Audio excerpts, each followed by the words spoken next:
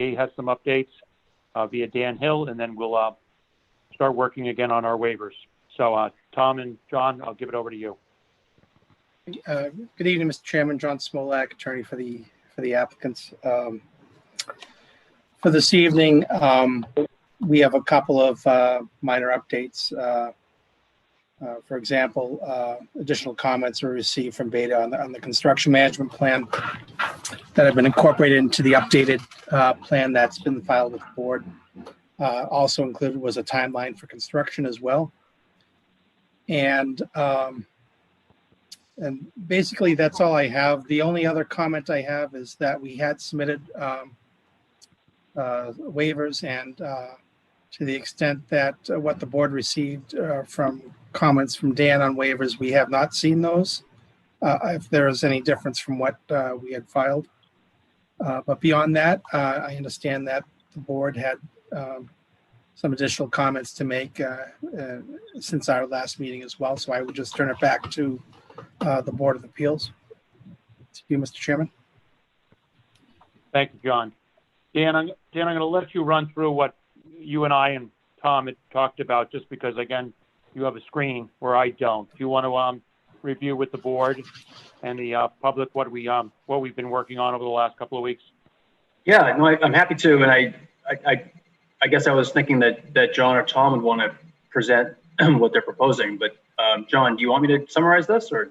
Sure, go right ahead. Okay, so for the board's benefit, Chris and I met with the applicant last week, and we met for about an hour to discuss the status of the application and potential mitigation. And the outcome of that meeting and subsequent discussions is that the applicant is now interested in modifying the layout of the project and the breakdown of units. So currently we have 64 units, 20 single family homes, and the remainder are condominiums. So what's being proposed now is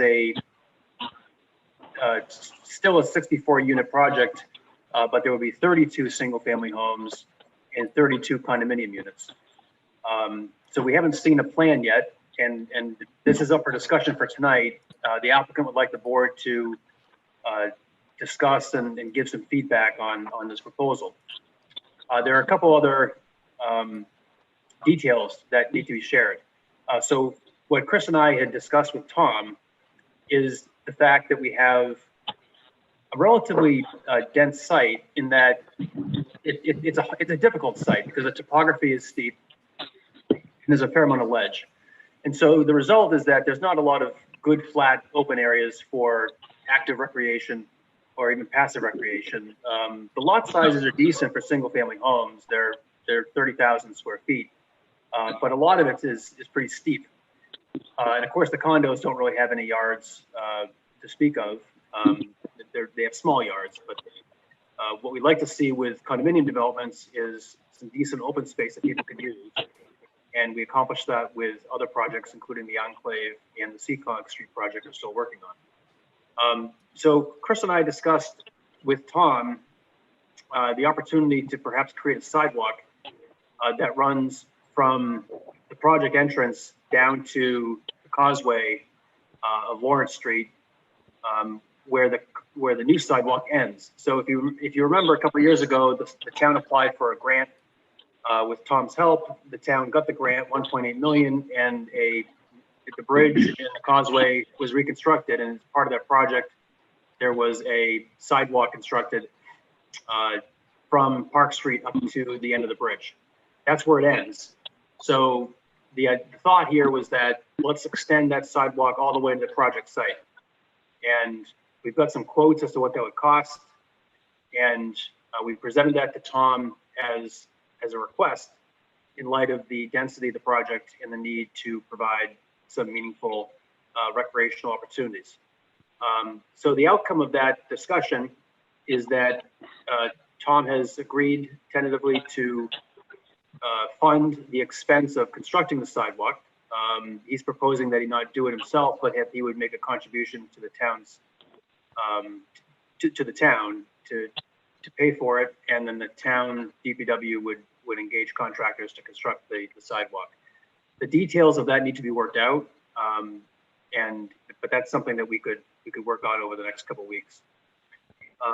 There's also the question of the water line extension. So if the board members recall, it's always been in the works that the applicant would extend the 8-inch water line that, again, ends at the end of the bridge, extend that water line up to the project site. And if you remember, the project site entrance is across from Brooks Farm Road. So the water line would be extended. The applicant needs that extension because the project needs water. So the applicant has always agreed to do an 8-inch extension. The town DPW would like to see that to be a 12-inch line. And so Tom is agreeing to do a 12-inch line and get that work done. Once that work is done, then the road's going to be patchy. There's going to be a lot of cuts to provide the stubs that would provide future connections to residential abutters on Lawrence Street, as well as the other potential side streets. So we also asked the applicant to be prepared to address a mill and repave of that section. And the applicant is agreeing to commit money to pay for the mill and pave of that section. Again, the town would do the work, not the applicant. But what the applicant is suggesting is that the money that be spent be offset by a credit on the water connection fee. So currently the water connection fee is $28.50 per unit. So what the applicant would be looking for is essentially a partial waiver of the connection fees for the project that would then be used to contribute the funds to pay for the repaving of Lawrence Street, where it's going to be ripped up for the water line work. So this is I think the major terms of the proposed modifications to the project, the proposed conditions that Chris and I have attempted to negotiate, and these would all be memorialized as conditions in the comprehensive permit if the full board agrees with this concept. The next step after tonight would be the preparation of a concept plan by the applicant, which would show the locations of these new lots and buildings, and then the board would meet again in a few weeks or a month to review that concept plan. The thinking was that we wouldn't do a full engineering peer review at this time of the concept plan. We would save that to after the permit's been issued, so that we can close the hearing and issue a decision and get the work underway. And that's consistent with what we've been doing lately with 194 Main Street and 144 Seacon Street. So I think I've covered the major terms of this proposal. And again, we're raising this now for the board to think about and to talk about. No decisions have been made. This is just simply a proposal that's being brought to the board tonight. Okay. Thanks, Dan. I think what the applicant's looking for from the board is a nod that we agree to what Dan just spoke about and agree to 32 4-bedroom single-family units and 32 condominium units. So he's not looking for a vote. He's looking for a consensus from us that we don't have an issue with that. And again, this is close to $400,000 worth of off-site mitigation between the water lines, the stubs for the 15 properties that are on Lawrence Street, the 12-inch pipe, and the sidewalk. So I think Tom or John, if you have nothing else to add, we can open up to the board to get their comments.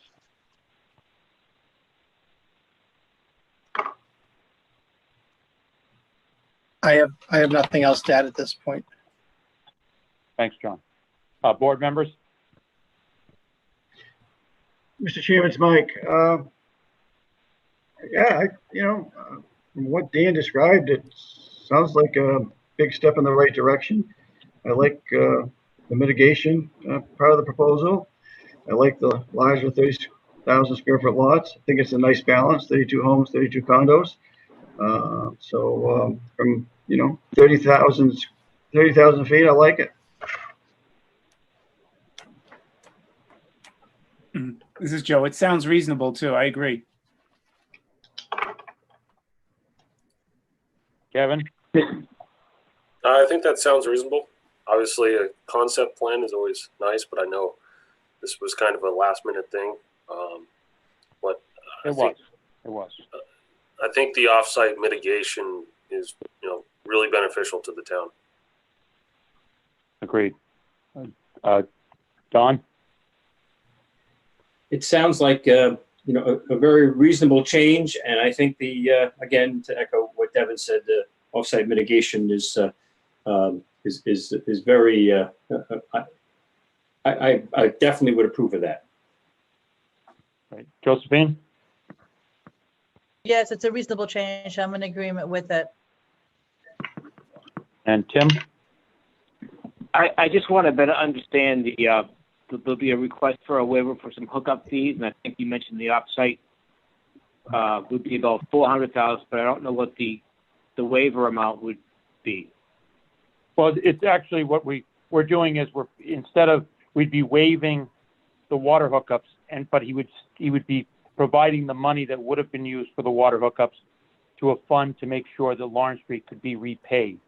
So he's Okay. really, Yep. It's an offset. There's no Very gain, good. no loss. Okay. That's what I wanted to confirm. I wasn't certain when I first said, all right, look, I like the idea of the offsite and the way we get there. So Okay. Great. No, I think it's a great. I think we've heard from the public and the residents up there that they wanted to have the ability to hook up to town water. This allows that, and we get Lawrence Street repaved, and we get the sidewalk, which hopefully someday there'll be some more features down at the Lawrence Street Bridge, which will attract people. The dam, obviously, there's a small area that could be a beach area plus the bridge itself. If those of you have been down there, so I think it's really it's a great opportunity. So I think Tom, on that note, go ahead. I think on that note, Tom, you have the nod from the board as far as the 4-bedroom, 32 units, and the 32 condominiums, which are going to be 2 and 3 bedroom. I wish to thank the board for that, but I do want to clarify one thing. When Attorney Hill was actually stated, the size of the lots right now are 30,000 square feet. To get 32 single-family homes, it would be reduced down to an average size of 20 to 21,000 square feet. Still, that's equivalent to a size if you're going to do an open space subdivision. And in some instances, there will be a few that are down to 15,000 square feet. But the average size would be about 20,000. I just want to clarify that because we are going from 30,000 to an average size of approximately 20,000. Yeah. No, thank you, Tom. Does anybody have any issues? I know he's going to provide us with a conceptual plan. Does anybody have any issue up front with that? I hear none. Tom. Okay. Dan, before we go into the waivers, do we want to just open it up to the public just to have just a short period of time, just to, if they have any concerns with this new modification that we've presented? I think that's a good idea. Yeah. Okay. Amy, again, I'm sort of blind here, so you're going to have to help me. So is there any questions from the public with regard to these modifications? Yes. Martha, Chris Henry. So this sounds like a great project. I love the idea of the outside mitigation. I guess my question was to sort of follow up on, I believe it was Tim's comment of what is so I heard 400,000 thrown around as a number. What are the water connection fees versus that cost? Like, do we have an actual number? And then also I heard 32 4-bedroom units and then 32 condos. Do we know approximately how many bedrooms would be associated with the condo part of the project? Yes. And okay, and then I think that was it. Thank you. So the condos, there's going to be 8 2-bedroom and 24 3-bedroom. With regard to the water hookup, it's $2,850 per unit. But what's going to happen is he is going to provide we'll have a mechanism where the money for those hookups will go into a fund that will fund the repavement of Lawrence Street. Some of Lawrence Street is in horrendous condition and will require it to be reclamated. Some of it may be able to be milled. Whatever is not used for the reclamation or the milling will go back to the water department. Perfect. So just to be clear, so the 2850 number that you mentioned is relative to the 64 total units? Correct. Thank you. Amy, any other questions? Not seeing any right now. Dave Diamond, can you hear me? Yes, we I don't can, see Dave. anybody with a hand up. Hey, how are you? Let me see if I can get some camera time here. Oh, Dave. Okay. Okay. So as I've said in the past, we've made great progress and absolutely supportive of the patients in getting this through. I think it's been pretty fragile along the way, and I'm just kind of trying to take this all in. And I understand you wouldn't want to have to refactor all the designs and put up all new plans and things. You're looking for kind of a vote of confidence. But I did just want to think back about how this could look. I heard it all tonight, but if someone else watches recorded, there's an awful lot of dots to connect. So, I heard off-site mitigation. That doesn't mean a lot to a lot of people. A lot of people asking for water. I'm not sure who's asking for water. We haven't been offered water on Eagle or Brett's Farm or things. So I'm just going to rattle a couple of things off.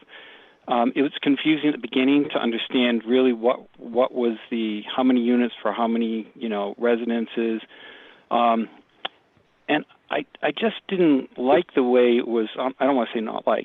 I thought it was very confusing. If I wasn't part of this and hearing the whole thing, to hear about, there's a lot of tough slopes there.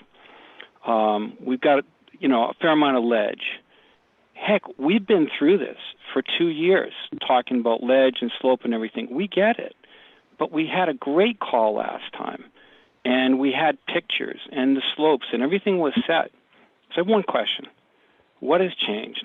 And before you dig into it, and I think this is for you, Mr. Chairman, to help facilitate, but before we dig into it, when we hear about roads being a mess, we all pay taxes for the roads. We want the roads repaired. This is great stuff, but it pales in comparison to the amount of change that I just heard from where we were. So let me just pause for a minute. Connecting the dots, I think, is very, very important to keep things moving. I'll just kind of leave it at that.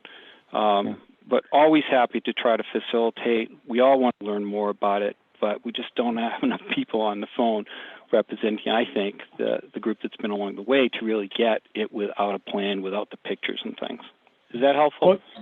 Well, yes and no, David. You'll get some pictures, but again, the total count has not changed. Yes, okay. There's more single-family homes, and there's less condominiums.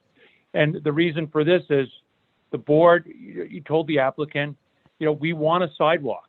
I mean, he was opposed to putting a sidewalk in, but we have heard from the neighbors in your area that they want to have access to get from Brett Farm Road, to get from Eagle Drive down to the causeway. And so, we pushed on that. I mean, the applicant, believe me, he did not want to do it. And that's why and so when you say that off-site mitigation is not very important, it's huge because we actually, that's the public and the people around you who have actually been pushing for that. The developer was completely opposed to it. The town actually said the town DPW really wasn't concerned about it. So we actually, we're actually forcing this on developer. The 8-inch hookup is what he's required to do. He's required to do an 8-inch hookup to the 12-inch pipe that comes across the causeway to his development. That is all he's required to do. The DPW said the town would do all the gate valves, would do all the connections to the 15, and we said no. We said, if this was a subdivision, we would require that he do those connections. So we're forcing him to make those 15 available connections at the property lines, as well as go with a 12-inch pipe, which is the only benefit of a 12-inch pipe is greater flow. We can never connect to Franklin because they put fluoride in their water, and Norfolk does not. So it really just provides greater flow, and it actually provides, more flow for future development down the road. And it actually will help any of you on Eagle Drive, Cranberry Lane, all those, if you decide ever to hook up to town water. And again, he is not required to do that. And that is almost Okay. it's actually it's a $70,000 material difference between 8-inch and 12-inch just on the pipe itself, not including labor and all the gate valves. So the offsite mitigation is actually huge. And the on-site changes have not really been anything other than he's reduced the lot sizes. And if anything, he's actually going to move the homes slightly forward, which will actually help with the steep backyards. So I think, and that's again, the 400,000 comes to the cost of the 12-inch pipe is almost $208,000, $209,000. The sidewalk is, and the sidewalk actually, we've got estimates from $160,000 to $240,000. We used $175,000. So it is, these are large, huge expenses that we're putting on the developer that the town and he did not want to do. I agree with you. We all pay taxes, but as you know, pavement in Norfolk is paid only through Chapter 90 funds. The town has never agreed to use free cash to fund our roads, to my dismay. So, and we could not get a confirmation from the DPW as to, well, yeah, Lawrence Street is on the list for the next year. So we're almost part of this is to force this to get done so that the folks on your road and other roads don't have to drive on a road that's been patched and looks like some of the other roads here in town. So one of our big pushes was if this all goes through, and the reason he's putting this money aside is so that we can make sure that this road, after this water main is put in and these connections are available, this road does get repaved in a timely fashion and isn't something 5-7 years down the road. I hope that helps, Dave. That's very helpful, and I really do appreciate, and I think I really do understand that perspective now, whereas I was jumping to some conclusions before. Might I just ask, maybe there's something comes out afterwards that just writes up the changes, maybe property size gone down this many units, because I think that's where I kind of got stuck at the beginning is what are we changing? Are there more units, less units? Are we pushing more for more condos, things? So that's what I didn't get. I kind of missed that. Okay. No, total units have not changed in total. Yeah. So there's something about the number of units or whatever not changing. That's what I heard the first time around. So thank you very much for the clarification, Chris. And we may have some other comments. We'll have something writing to you, to everybody. It's just this literally. We finally negotiated through this morning, so Tom has not had a chance to put together a conceptual plan, and we don't want to put this obviously on the town website until we get it clarified. So we will do that. Okay, don't worry about that. Okay, thanks, Dave. You. Amy, do we have others? Yep, Sandy Myatt. Hi, yes, thank you. So just to follow up with what Dave was asking, because I had the same question.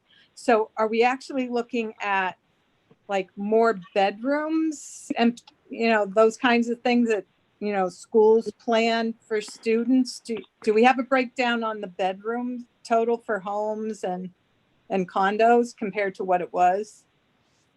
We do. As I said to Dave, we have 8 of the 32 condos will be 2-bedroom, 24 will be 3-bedroom, and the single family homes will all be 4 bedrooms. And the reason for that is, as we all experience, many people are home now. So a lot of these will be 3 bedrooms with 1 bedroom really being an office for stay-at-home parents now who are obviously in this new age are dealing with. All right. So it was 8 2-bedroom condos. I'm sorry. How many 3 bedrooms? 24. 24. Okay. And all the homes are 4 bedrooms instead of some 3 bedrooms. Okay. All right. So all the plans that Amy sent this week are really kind of null and void. Is that my understanding? Yeah. The plans that Amy just sent the other day, all the streets. Those, I don't know what she sent you. I'll let Tom, do you want to, yeah, no, those were the latest ones Rick sent me. So do they have the new layout on it? no, they don't have the new layout. This just was to talk through this morning, Sandy. Oh, okay. All right. Yeah. All right. If that's- I could interject, Sure. if I could, I mean, realistically, this information was just provided to us last week with some of the costs and what was coming out from the DPW. We sort of digested it over the last few days, and basically this all came down this morning with things. I can tell you that the basic road layout is going to be very much similar as what you see. It just would be a reconfiguration of how the houses and the condominiums are placed. But it's going to be very similar to that, but we do have to still engineer it out before we submit something to the town. Okay. All right. So, because it did look, I mean, everything looked good previously, so it should work out. Was there an issue with? It should look better, Sandy, actually, with less condos. So it should actually look a little better. Yeah. Okay, and is it still all septic, individual septic tanks? It would, the single family would be all septic, and the condos would have one septic system for all the condominiums with that.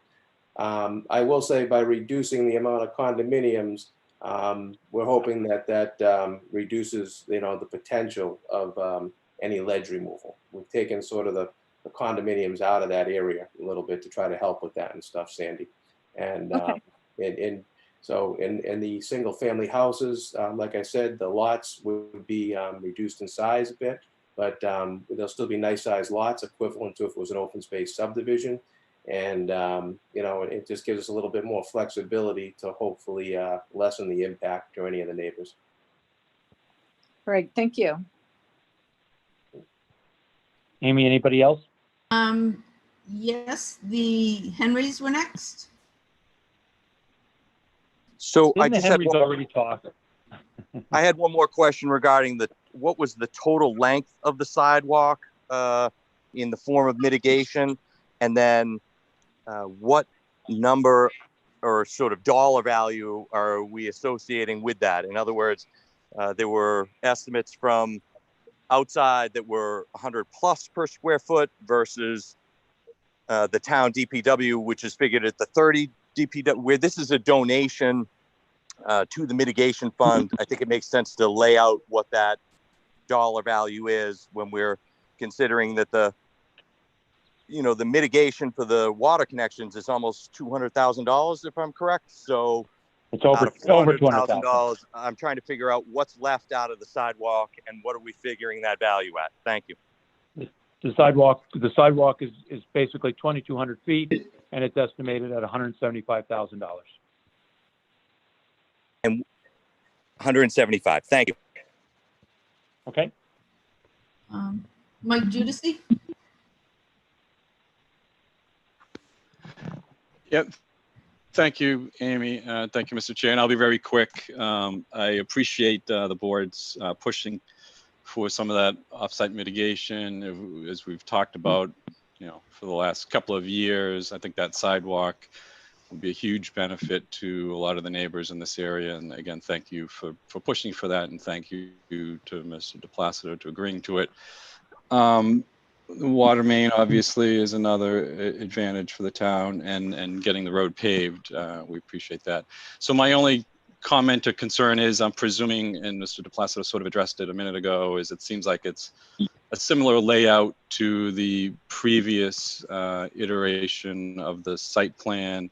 So the presumption is that we're still shooting for and aiming to balance the site as much as possible, so we don't have a lot of off-site materials being removed or being brought onto the site. Tom, I'll let you handle that one. That is correct. We're going to, do our best to balance the site with it. I'd love to balance it, but chances are we probably would still have to most likely import some. Great, thank you very much. Thanks, Mike. Amy, anybody else? Nope, that looks like it. Okay. So at this time, again, we are not going to discuss the conditions. Normally, Dan discusses the conditions first. Obviously, we've got to work out the details of these modifications we spoke about tonight. So I think Dan is going to actually start working on the waivers tonight because those will not change as much. There will be a few. So Dan, I think I'm correct in that assumption. So I'll turn it over to you for the waivers. Yeah, I mean, it's up to the board if you want to start with the waivers. Obviously, there's going to be some plan changes, and we're going to have another public hearing in a few weeks. But I'm happy to walk through them. I don't know. I mean, there will be some changes because of the setbacks will change. But if you want, we can start walking through the ones that aren't likely to change. Yeah, I think to keep the ball moving, we should. I know, our next public hearing that we probably can address this is somewhere around August 19th. I know John's not available the week of the 12th of August, so I think anything we can work through tonight is worthwhile, unless anybody on the board has any opposing opinion.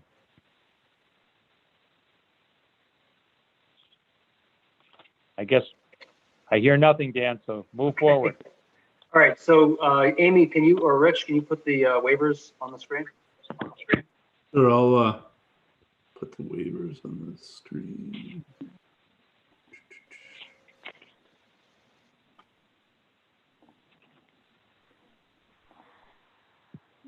One second.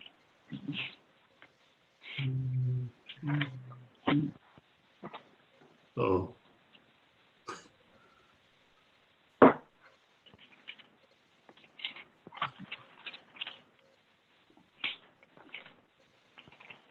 I get my session.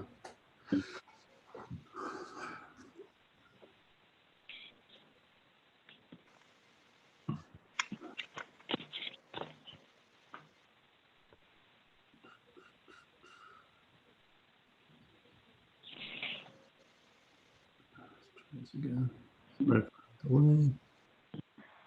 Okay.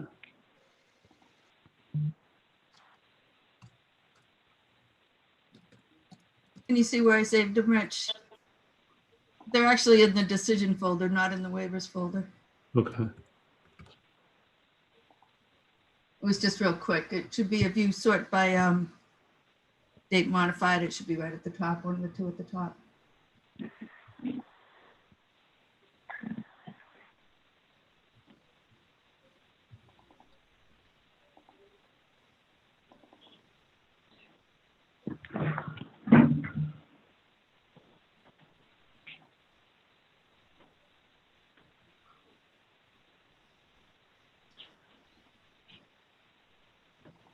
You have it open? Well, you know what I do? I'm on Dave's computer, but my computer is up now. I can get into Zoom on that. I should be able to share my screen from there. You want me to? I can do it, Amy, too, if you want. Yeah, that Why don't might. we have Dan do it? Yeah, that might be the quickest. Yeah.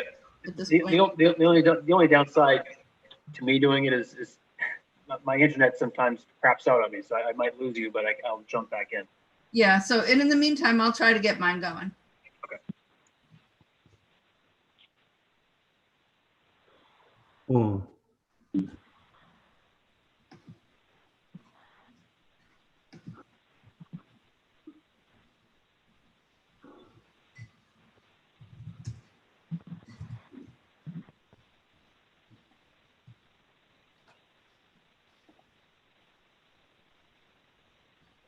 All right, everyone can see this, I'm assuming.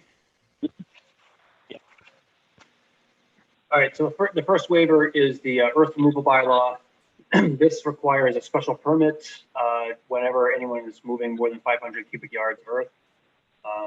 We've waived this pretty much routinely with other projects.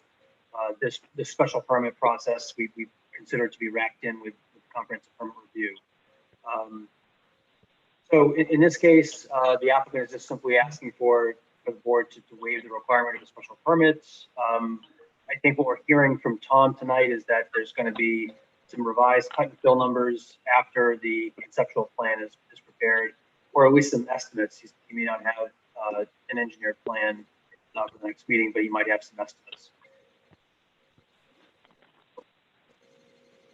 If anyone wants to jump in, I guess jump in. Otherwise, I'm just going to keep moving along, and we'll assume that there's no concerns with these waivers. I would keep going, Dan. If a member of the board has a question, we can stop. They can just let Amy know, and if anybody from the public has a concern, we can wait till the end. I think that's how I'd like to handle it. Okay. With respect to the wetland bylaw, this is the the next waiver.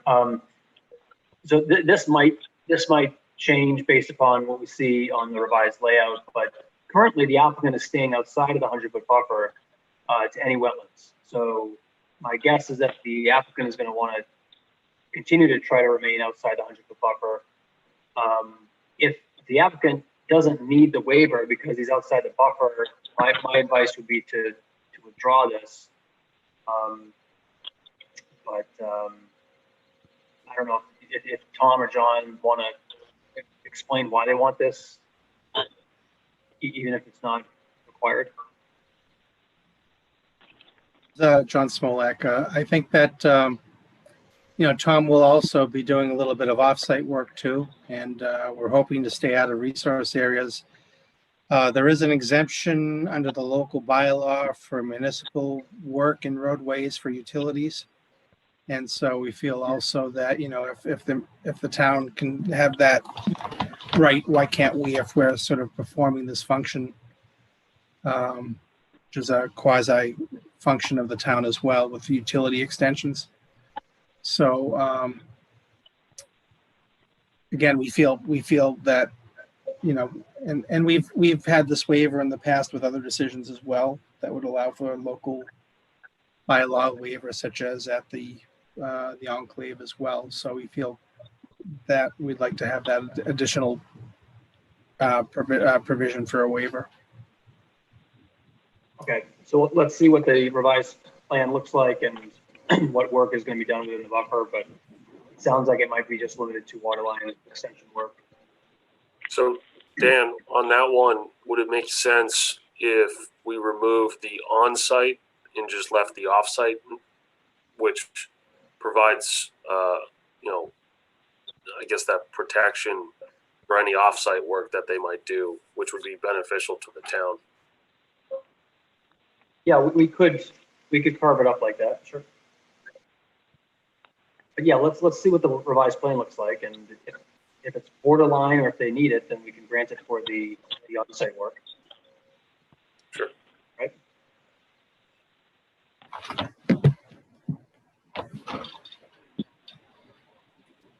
All right. So I'm going to take some notes as I go along, but all right. The next one is tree removal. So this is under the scenic road bylaw. Lawrence Street is a scenic road. Ordinarily, you have to get a permission from the planning board, I believe, under the scenic road bylaw, and ordinarily that would require a public hearing. So in this case, there's going to be some trees taken down within the right of way of Lawrence Street to accommodate the sight lines in the water main extension. So the applicant is asking that there not be any further permitting requirements to remove those trees. And I believe we've waived that in the past. In fact, I think we did that for Seekonk Street. The next article is street lighting. This is a bylaw, a general bylaw that requires the applicant to prepay 300 months of electricity for the street lights that would be installed within the project. And this actually might be a good time to discuss what exactly the applicant is proposing with respect to lights within the right-of-way or on the proposed road. John or Tom, do you want to address that? If I could, we're actually, as requested by the neighbors and the ZBA, we're actually going to be doing street lights as far as they won't be for each house. There'll be regular conventional street lights. There was a photometric plan that was submitted and a street light detail that was submitted as well. I know that that was presented in prior hearings. And those would be maintained by an HOA or the condominium. It would not be the responsibility of the town. And are these streetlights, are these the ones that would be put in on a subdivision road under the planning board's regs? Do they match up with those specs? Quite honestly, those are pretty archaic and dated. Some of those ones there. These ones here are a little bit, I think, have a little more character to them. I mean, they're in the plans if you want to take a look at them. They were reviewed, and they're actually some of the ones that are in the subdivision regs are more uplighting. These actually have like a dome over them and a more down lighting, so you don't get the light cast upwards. So I think they're more in style with what's today and more respect to the environment as well. Okay, and are these going to be within the right of way or the public way, or will they be on private property? These would be within the right of way, so that they properly illuminate the street and the sidewalk. Okay, so the right of way is going to be eventually transferred over to the town of Norfolk. But you're saying that the electricity and the light posts themselves will be perpetually maintained by the HOA? That is correct. Do you know if we've done this before in Norfolk? Yes, we've done it on other subdivisions.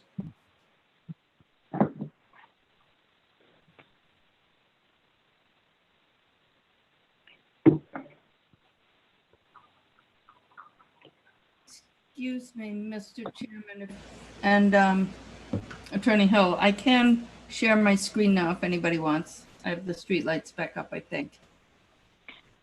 Okay, I think this is working okay for now. Okay. All right, so just to confirm, we'll have streetlights. We've already reviewed the specs. Has DPW looked at this? Have they reviewed the specs of what you're proposing, Tom, and do they have any concerns? I think Rich might be able to answer that. I believe they have, and I think we had a discussion with the planning board in regards with them too. If Rich could add to this. Yeah, so we have had discussions with DPW and the planning board. I think what we're probably going to be looking at is actually moving towards this direction as far as the streetlights go, the residential neighborhoods that comply with the dark sky standards are probably maintained and paid for by an HOA, because we're all, Dan, in general, we want to try to move towards HOAs to try to maintain some of the amenities in subdivisions. So they're, there's a high, a more higher frequency in some of the maintenance I think people would like to see this day. So this actually points us the way we're going to kind of catch up on the subdivision rate. Okay. While we're talking about the public way, it might be a good idea, Chris, to talk about the condition that I drafted that would deal with the acceptance of the way. Do you mind if I jump over to that? Sure.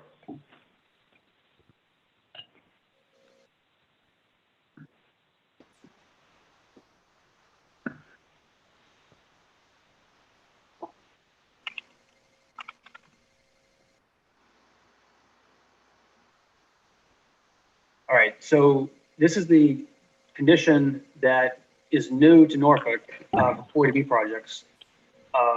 This has come up in a project I'm working on in Grafton, where a 40B project is going to be converted, or is going to have ways that are going to be accepted by the town. I don't think we've done that in Norfolk yet, or at least not ones that I've worked on. So, Mike, the concern that we're having in Grafton is that we didn't think this through when the permit was issued. It was issued 10 or 12 years ago. So the lesson learned is that it's better to address these issues up front in the 40B permit so that there's no confusion later down the road as to what the process is. Because the process for accepting public ways is laid out by statute, and it's also in the subdivision regulations. But given that this is not technically a subdivision, it's good to lay out what everyone's going to do so the expectations are consistent. So my proposal here would be that the applicant, when he feels that the roads are done, applies for a determination of completeness to the zoning board, and and that would be timed at the same time that the applicant's asking for a final release of whatever surety the board is holding, which is either a bond or tri-party agreement. And then the applicant would present to the zoning board as-built plans of the roadways, acceptance plans that the town could record at the registry of deeds, the draft deed for the conveyance of the roads, and just evidence that all the construction has been completed. It's been signed off on by the peer review engineer, signed off on by the fire chief, and signed off on by the Conservation Commission if applicable.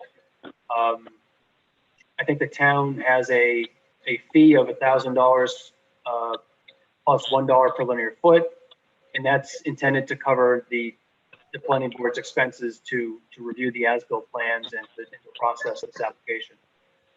There would be one public hearing so that if anybody had any objections to the acceptance of the road by the town, such as owners of new lots, I think it wasn't completed, or if there's other issues, this would be the opportunity to be heard.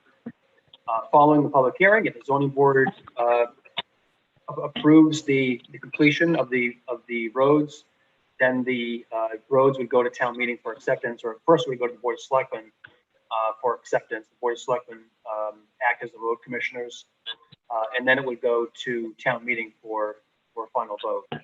So this is the language for that. I don't think John has had a chance to review it, so I expect this will be something we'll talk about at the next meeting. Any questions? So Nope. I guess the only question, Dan, the planning board statutorily still would have to, it would be referred to them by the select board as part of the acceptance process. So it creates a layer so the ZBA kind of signs off on it since they're overseeing the project, and the planning board is more procedural, I guess. Exactly. Yeah, because in the typical subdivision context, the planning board would be the ones who would be saying, look, checking to see if the road's complete, looking at the surety, looking at the final inspections, and so forth. So the zoning board would be stepping into the shoes of the planning board for those tasks. Okay. Interesting. Okay. All right. So going back to the waivers, we talked about street lighting. The next one is stormwater management. There is a general bylaw for stormwater permits. So the proposal here is that we waive that process and that the project will comply with the state stormwater standards. This is consistent with the way we've handled pretty much every 40B in town. And as I mentioned before, the proposal from the applicant would be that the peer review of civil site design issues such as stormwater would be done after the permit's been issued, but subject to the peer reviewer's approval. So there would still be that level of scrutiny and discretion, but it would happen after the permit's been issued rather than before. The next waiver is stabilization bylaw, and essentially we have conditions in the decision that regulate property stabilization. We actually have a requirement that surety be provided so that if the property is left in a destabilized situation over a period of time, like the property's been abandoned, for example, by a developer, that we have money to go in and stabilize the property. And we've waived that in the past as well. So now we're moving on to the zoning bylaw. The first section of the zoning bylaw is the use table of uses. So obviously this project would require variance from the uses since it's more than single family, and we're dealing with multiple single family homes as well as condominiums. So this would be waived just as a matter of course. And now we're getting into a lot of boilerplate with use tables requiring compliance with the zoning bylaw, schedule of use regulations. And by the way, the column on the right, this is language that I believe John Smolak, the applicant's attorney, had drafted. I have not touched any of this. So this is his language for what they're asking for. This will be changed to what I call the decision. So we'll say, waived to allow for 64 residential units. The way this is written is probably close to what we end up saying. But just so the board understands, I haven't actually changed this column yet. The next section is the watershed protection district. So we've dealt with this question a few times recently. I'm not sure if this project's actually in the watershed protection districts. I know we're in a zone 2 for the Franklin Wells. So maybe we are.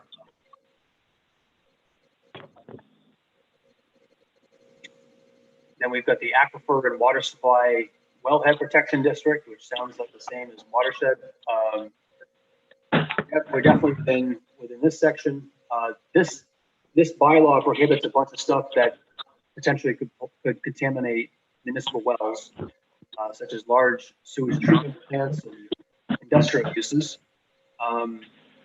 So I believe what's being requested here is a waiver from the permitting process for projects within this district. I don't think the project itself would actually be prohibited within the districts. Unless John or Tom want to correct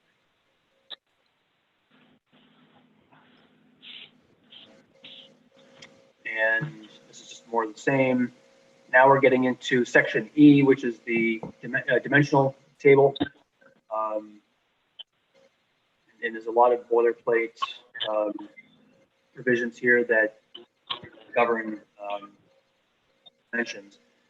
This is really the heart of it, and this is what was proposed with the current 64-unit project. And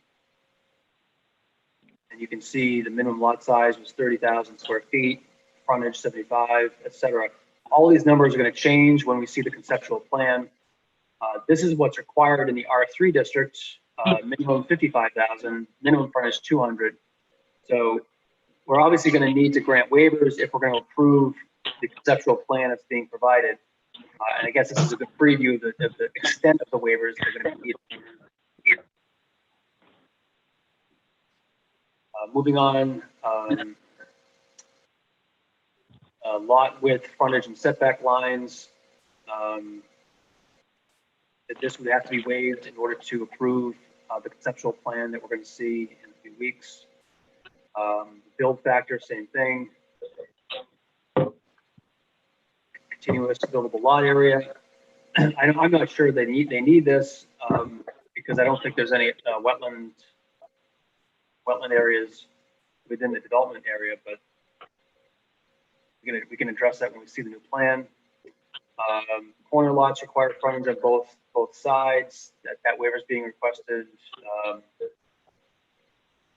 Again, these are basically boilerplate. That nothing that we really need to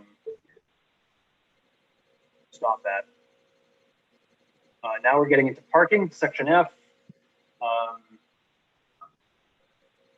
So this first waiver is in relation to the condominium units.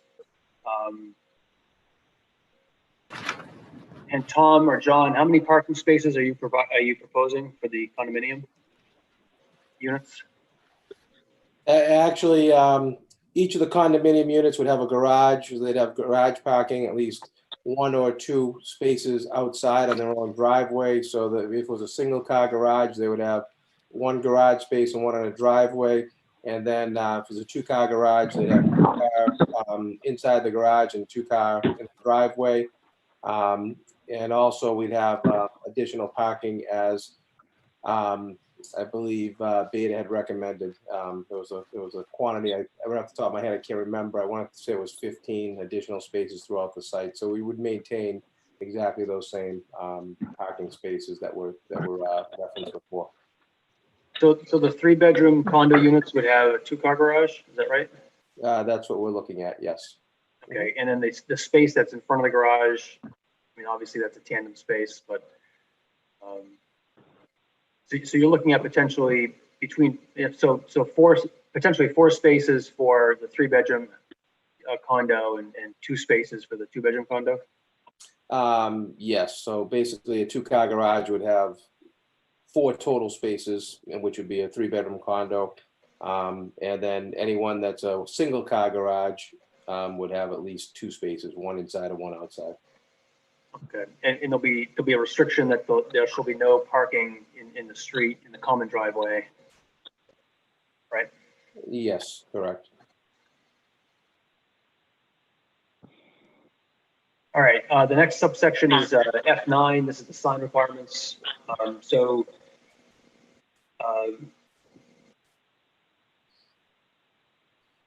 Tom, are you looking for, what are you looking for? I guess you may not have to answer this tonight, but do you have a sense of what kind of signage you're looking for?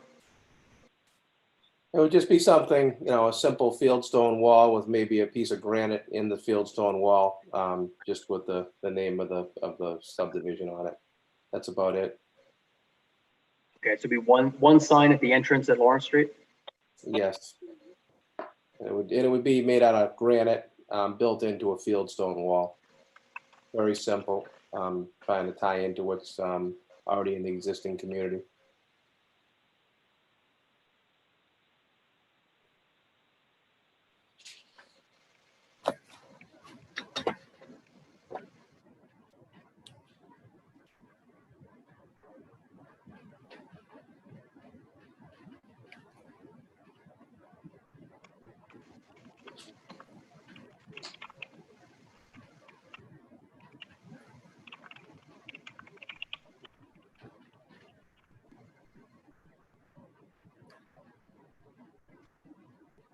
Okay. All right, we're now to F10, performance standards for building permits.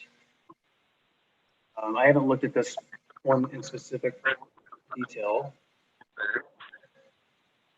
We dealt with this before?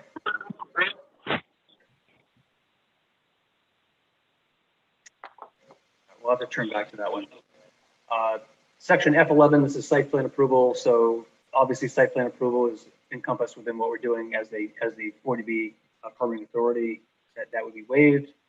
Same thing with design review. And Tom, are you going to be proposing new architectural plans for the homes, with both the single family and the condos with the new layout? We're actually going to be using the same architectural designs. I think we can make those work. If we have an issue with it, then we may entertain one or more that might work better, but we're looking at the same ones for right now.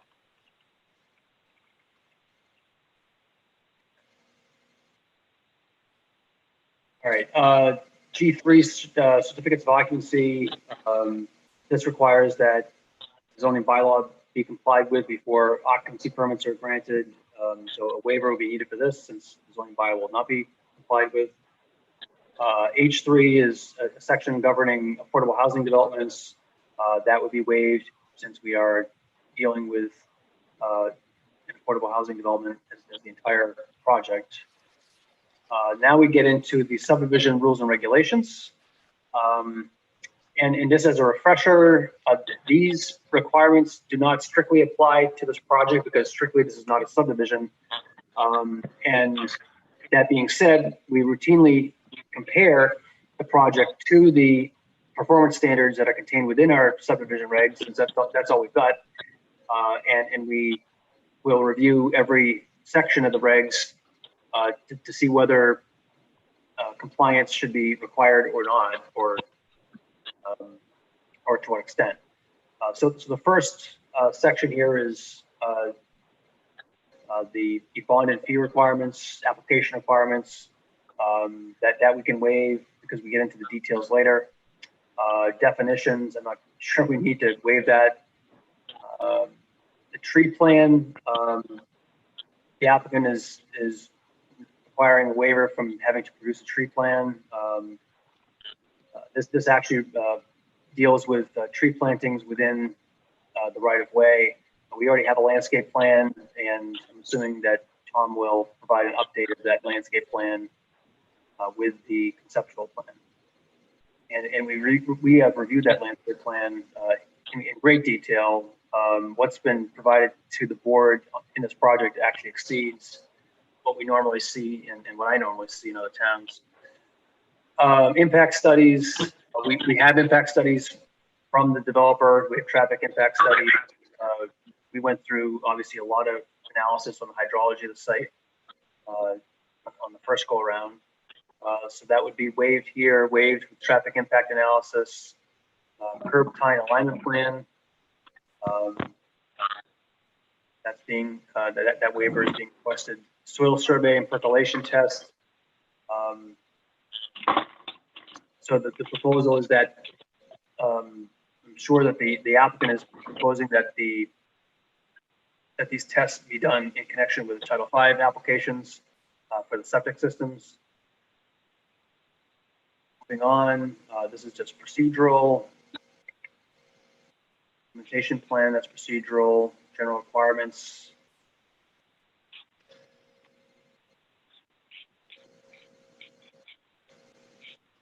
Pedestrian walkways. There is a sidewalk proposed on one side of the street in this project. I'm assuming that's going to remain. Is that true, Tom? You're going to have a sidewalk touching all the homes? That is correct.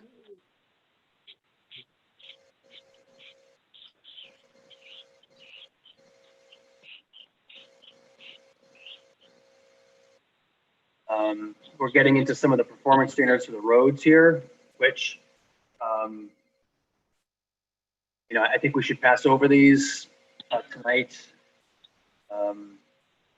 We can be prepared to talk about this at the next meeting. I think we need to see the revised plan, and I think though that there will have to be a discussion over the extent of waivers for the main road. Since that road is going to be conveyed to the town as a public way, we want to minimize the number of waivers and nonconformities to these road standards. So Chris, I mean, do you want to stop here and talk about these issues tonight, or do you want to talk about this next time? I think next time makes sense unless Tommy wants to address them tonight. Basically, not. I hope I don't speak here out of turn with Rick, but we're looking to basically have the same type of roadway layout, looking for the same type of waivers that we already have that's in the existing plan. So we're looking at this existing roadway and things will not be changed significantly from what's already proposed. So I think these waivers would probably work very well with what we're proposing.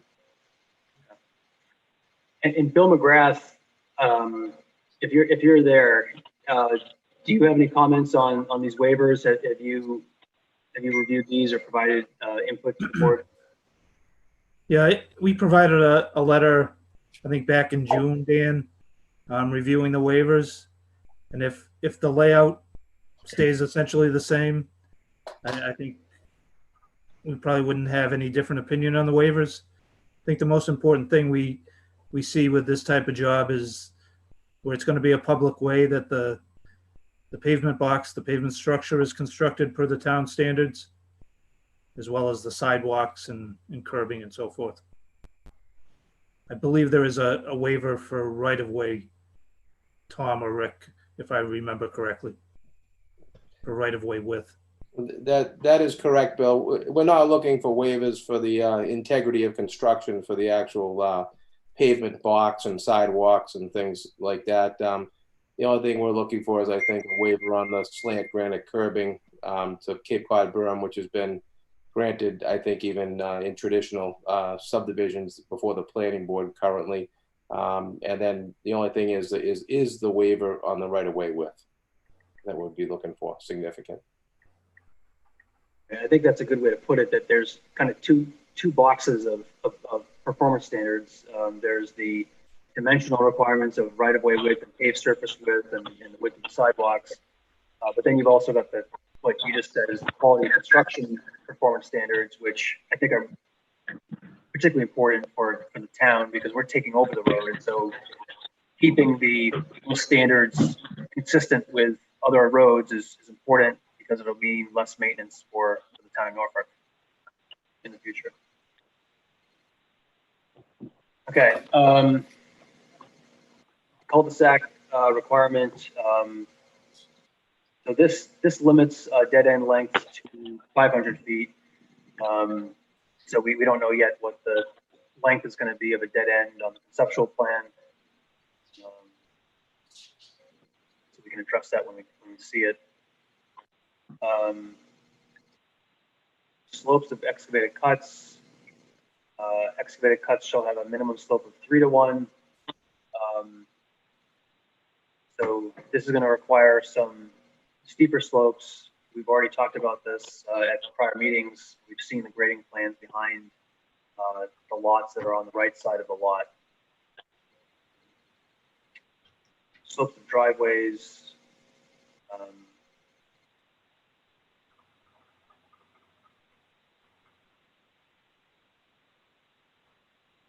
I don't know, Tom, can you explain what this is or what you're asking for?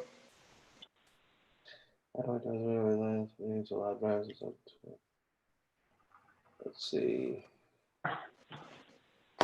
Actually, that's driveway sloping towards the right of way, which is actually normal. With that, I think this is an outdated guideline here for driveway and house construction, because you really don't want the driveway sloping towards the garage. And I think we're looking for a waiver for that. That allows a slight pitch going towards the street with the driveway. Yeah, I would think you'd want that so the drainage would go into the common system. Yes, I think that's an antiquated regulation the town has. Okay. Let's see, moving on. Walkway widths. I guess we're going to have to. We should have the width that you're proposing. We should stick that in here.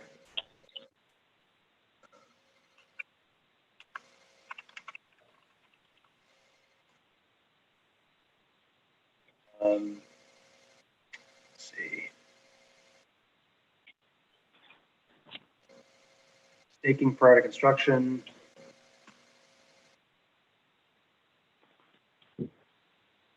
Bill, are you okay with waiving this staking requirement?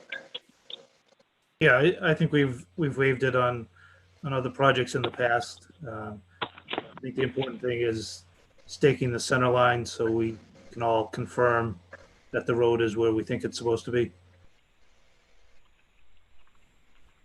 You stake the center line at what, 50-foot intervals, or? Yeah. Yep. But that would be after tree clearing, wouldn't it, Bill? I mean, there's no such Yes. thing as center line. Yeah, exactly. And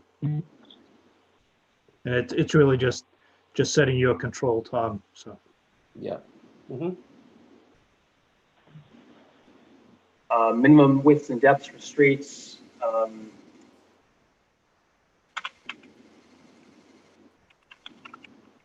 You know, we should stick in the actual dimensions there.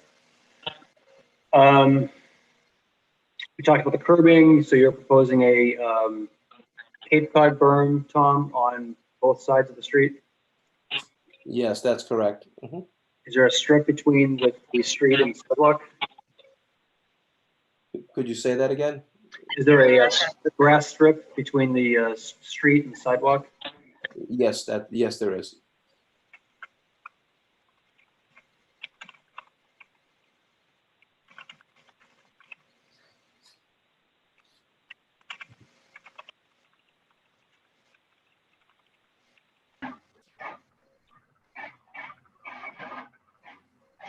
All right, removal of trees. So waivers being requested here. We talked about the scenic road and shade tree acts.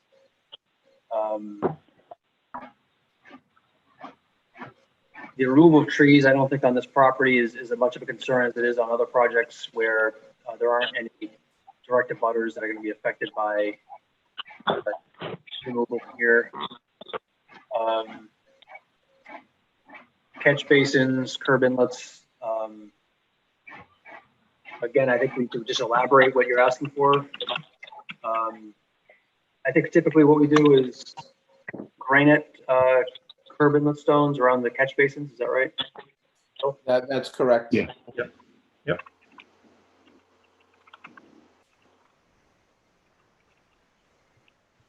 And then what about the, what do we do for the curves in the road? Do we do, at the intersections, do we do vertical concrete or? Basically on the radius is that, I think that's what you're inferring to. The That's what I meant, yep. Yep, the radius is usually vertical granite curbing with transitions that go to Cape Cod berm. Okay, so you're still willing to do that? Correct. Mm-hmm.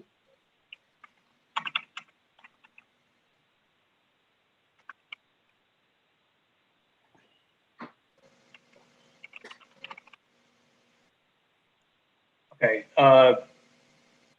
flared and metal ends. Do you want to explain this, Tom?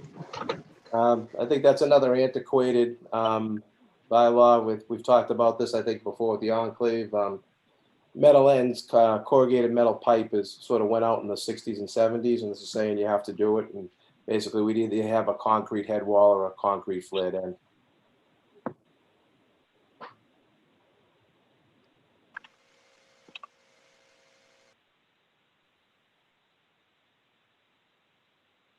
All right, retaining walls. This is a performance standard governing the construction of retaining walls. It looks like a requirement is that they be cemented stone masonry conforming to Mass Highway Department standards. The maximum visible height would be 4 feet. So you're asking for a waiver. And what exactly, Tom, is the nonconformity that you highlighted here?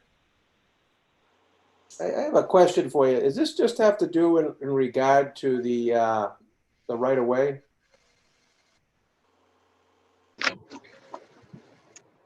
I don't know the answer. I mean, if it's just the right of way, we may not need it. Maybe Rick could, chime in on this.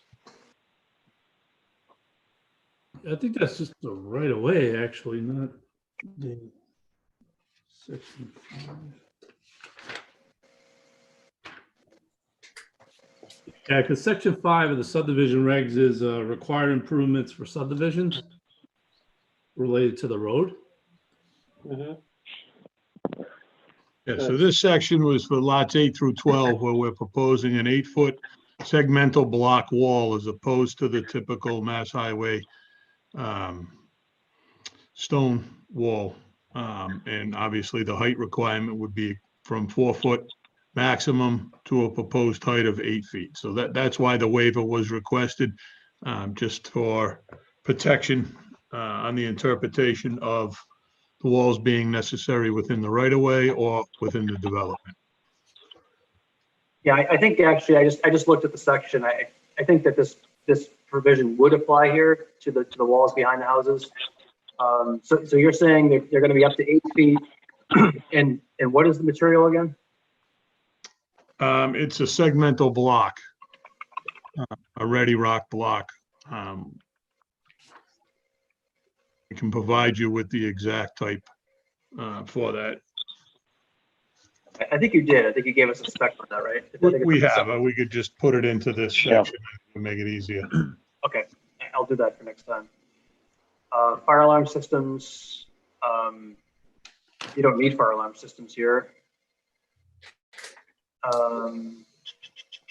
Street trees. Okay, but you have a landscape plan. You've shown us where the street trees are going to be planted. And Tom, are you proposing any trees to be planted within the right of way, or are they going to be outside the right of way? I think we talked about putting the trees outside the right of way so that they didn't interfere between the street and the sidewalk and the grass strip, and sort of upheave the sidewalk in the future, or be over underground utilities where they may have to be removed if something has to be repaired. But the sidewalk itself will be within the right of way, correct? That is correct. All right, tree wells. Yeah, I don't think we have a need to protect existing trees on this property. Street lights. Here we go. All street lights within the site will not be conveyed to the town, will be maintained by the individual condo or homeowner association.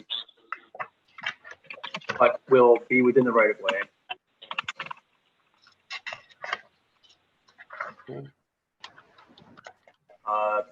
Now we're at the appendices. Appendix A is the fees, the forms, cross sections, etc.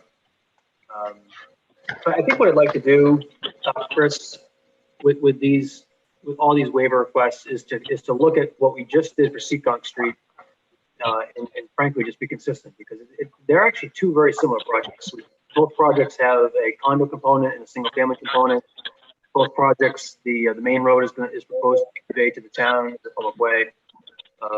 So I think what would make a lot of sense is for us to compare what we're doing in Seekonk to what is being proposed here. And my guess is we're going to probably see a lot of the same requests and the same decisions. No, I agree. I think that's fine. Okay. All right. So the next section is Board of Health regs. We're getting towards the end.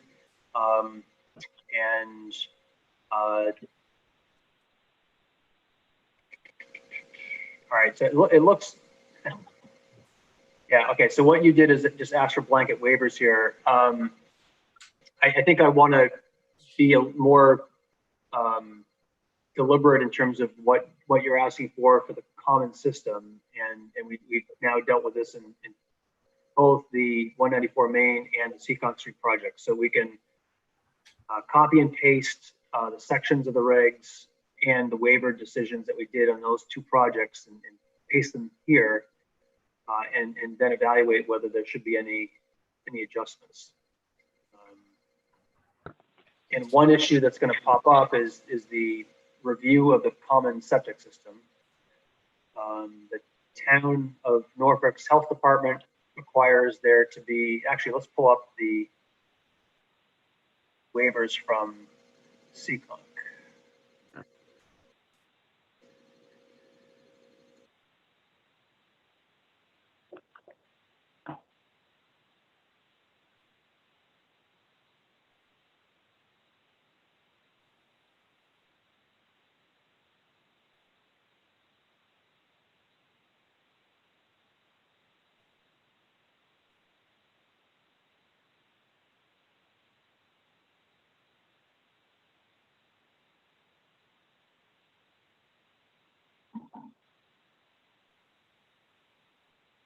Looking for the application table. And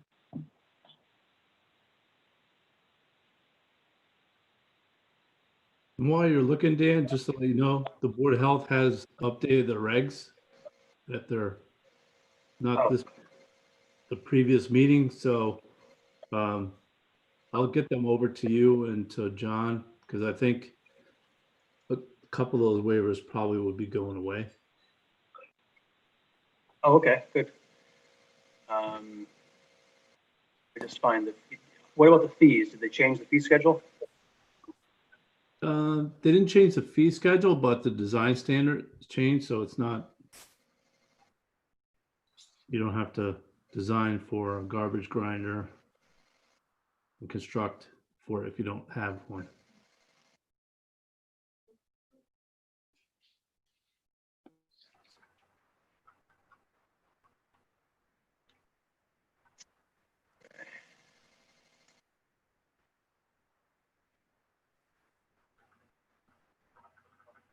What I'm looking for here are the fees, and maybe we took the waivers out because I think the applicants have just agreed to pay them.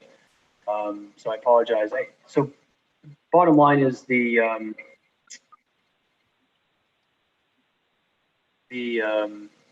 Board of Health has a process by which you pay an upfront fee, an admin fee, and then you pay basically the peer review fees for the Board of Health. They hire Wade Saucier, and Wade bills by the hour at, I think, $90 an hour. So are you looking for any fee waivers, Tom, with respect to the common septic system? No, we're not looking for any waivers from, the Board of Health reviewing Title V septic systems and the common septic system for the condominium. We're not looking for any waivers for those. I think we're just looking for waivers on redundancy and review with the subdivision or 40B, 40B project itself. I think in here, if it was going through the planning board, the Board of Health would typically review, the subdivision. And here we're asking for a waiver on that review, since it's all subsumed by the CBA. Okay, great. And that's reasonable. We've done that in the past. So I'm going to move this over here. All right. So again, for next time, what we'll do is we'll compare what we've done now for the last two other projects, compare what you're asking for, and we can make a better informed judgment as to the Board of Health regs and these other fees. So we're getting into, for example, the water connection fee. We had a conversation about that earlier tonight, that the service connection fee would be waived, but conditioned upon that money then being deposited into a separate account for the town to use to repave Lawrence Street after the water line is installed. So we'll have language to that effect in this column. The next section is comprehensive permit rules, requires the copies of the PNS agreements. I don't think we have trust the applicant on the PNS agreements on this parcel. They've provided proof, provided evidence that there is PNS agreements, and they have a project eligibility letter. And then this next one requires 20 copies of the application. The applicant provided 10 copies. We routinely waive that. All right, so I think the action items for next time is to really drill down into all the subdivision regulation waivers that are being asked for, making sure we're being consistent with 144 Seekonk, which is a similar project in a road that's being accepted as a public way, and then drilling down a little bit deeper on the Board of Health regs.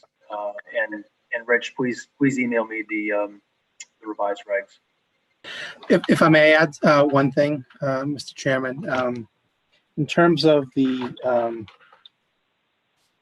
Board of Health regs, we haven't looked at them, obviously, simply because of the fact that the regulations and fees that apply to this project are those that were in effect at the time that we filed our comp permit applications, and that was May 4th, 2017. So we need to sort of take a closer look at that. And if the new Board of Health regs are more advantageous, maybe we take a look at those. But otherwise, again, just in terms of fees, if the fees have changed since that filing date, that's another story. That's another discussion we have. But anyway.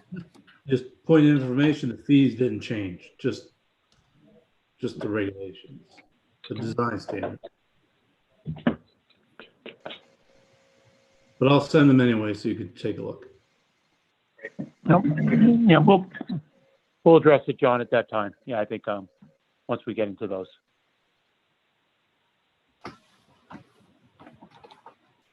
Anything else, Dan? No, back to you, Chris. We've got some work to do on the waivers. I think this was a productive exercise, and of course, we're going to wait to see what the new plan shows us. Sure. Okay, good. Thank you. Amy, do we have any I don't know if there's any public comments with regard to the waivers at this moment. If you have any, why don't we hear those? Do you have anything, Amy? Good, let me scan down the list here. It takes just a minute. I'm not seeing anybody with a hand raised. Okay. John or Tom, I mean, I think at this point, we would probably continue, if you don't have any additional comments, continue the public hearing to sometime in August, at which time we can continue to, once we see the conceptual plan, narrow down on the waivers and start working on the conditions at the same time. What are your thoughts on that? Make sure I just want to make sure my audio is on. Yeah, we were looking to continue to August 19th and actually come up with a revised plan on that, and something that we could present to the board actually on August 19th, or hopefully before, just so everybody has a chance to take a look at it. Sure. Great. Okay, thank you. John, anything from you?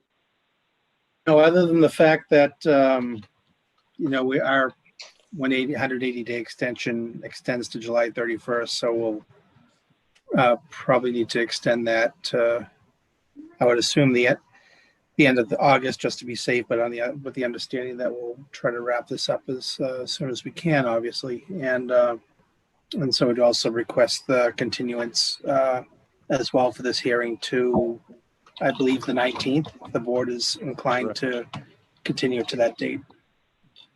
Absolutely. Thank you, John. Dan, do you have anything else?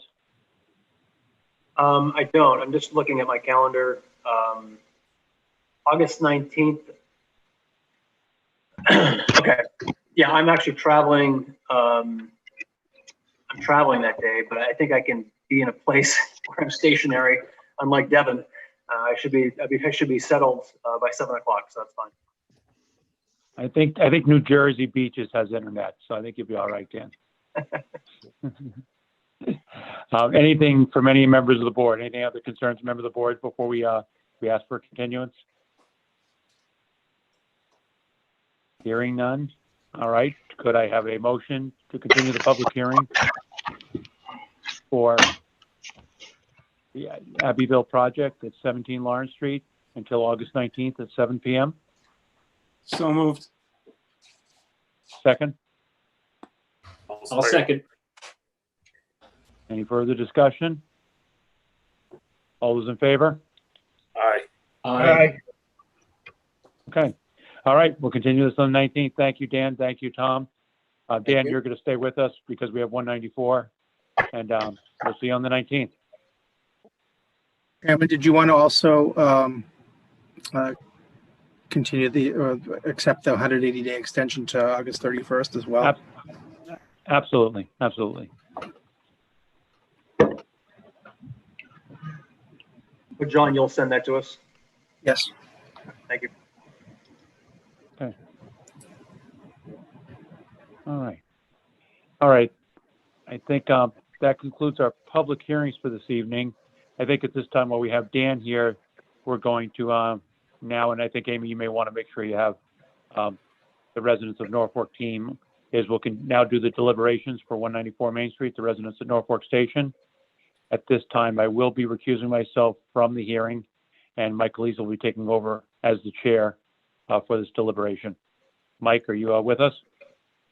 Yes, I am, Mr. Chairman.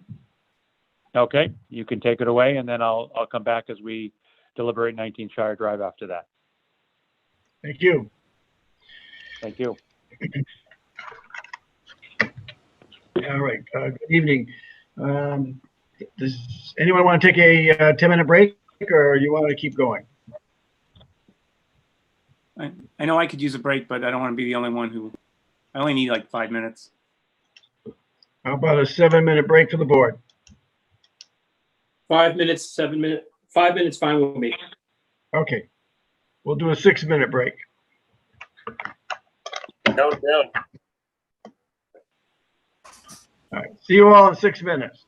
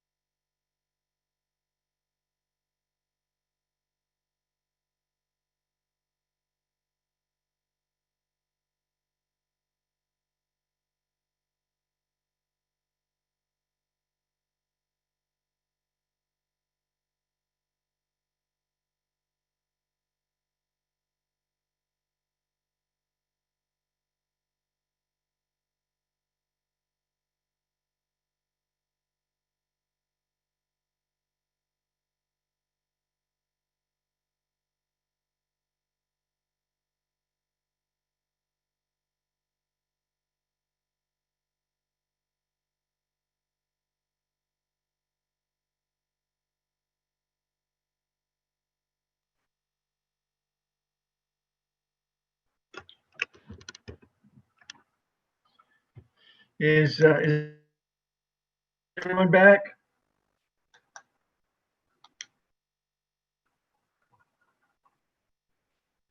Amy? Doesn't look like it. We don't have everyone now. Okay. In fact, we don't have anyone. All right. Cool. Dan, are you there? We've got no audio or video. Oh, there he is. What, Dan, what did you want to get done tonight? Well, we have a what I think is a final draft decision, conditions and findings, and waivers. So Final draft and waivers? yeah, everything's done. The whole decision is done. The waivers, the conditions and findings. The applicant has reviewed them. The applicants can speak to that. And if there's no, I mean, I'm happy to walk through the changes if you want to. So it's up to you. We're looking for signatures tonight, Mike. For what, Al? We're looking for signatures tomorrow morning, so the 21 days can start.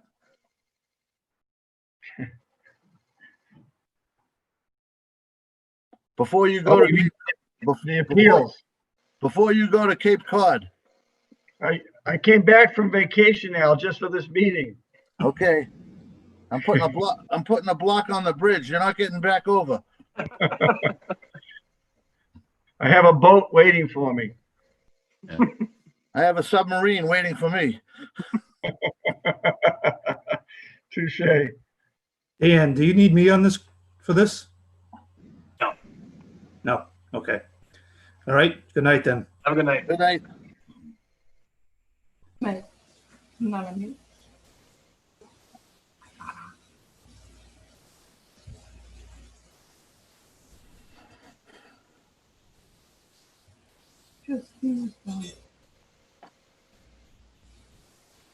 Amy, who are the voting members on this application?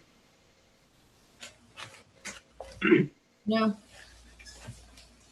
Gotta look at my cheat sheet. This is Al's, right? 194. 194, we have Mike, Joe, Don, and Devin. Quality group. They're all quality.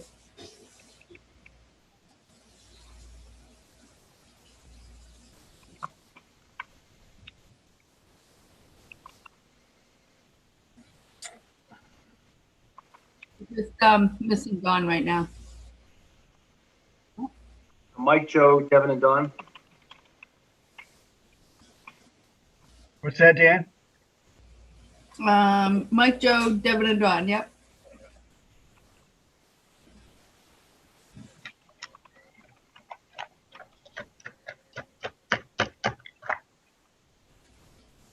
Uh-oh, I don't know how to spell Joe's name. Okay. Don, are you back? There he is. Joe? Joe's here. Joe, you're on mute. Yes, I'm here. Tim? Yeah, and there's Josephine. Everybody's back. Josie? Yes, I'm here. Devin? I'm here. Okay, let's get going. Thank you, everyone. Dan, let's see if we can wrap this thing up tonight, and I'll turn this over to you so we can get this finished up. Sure, and I'll take over the screen and I'll put up the decision.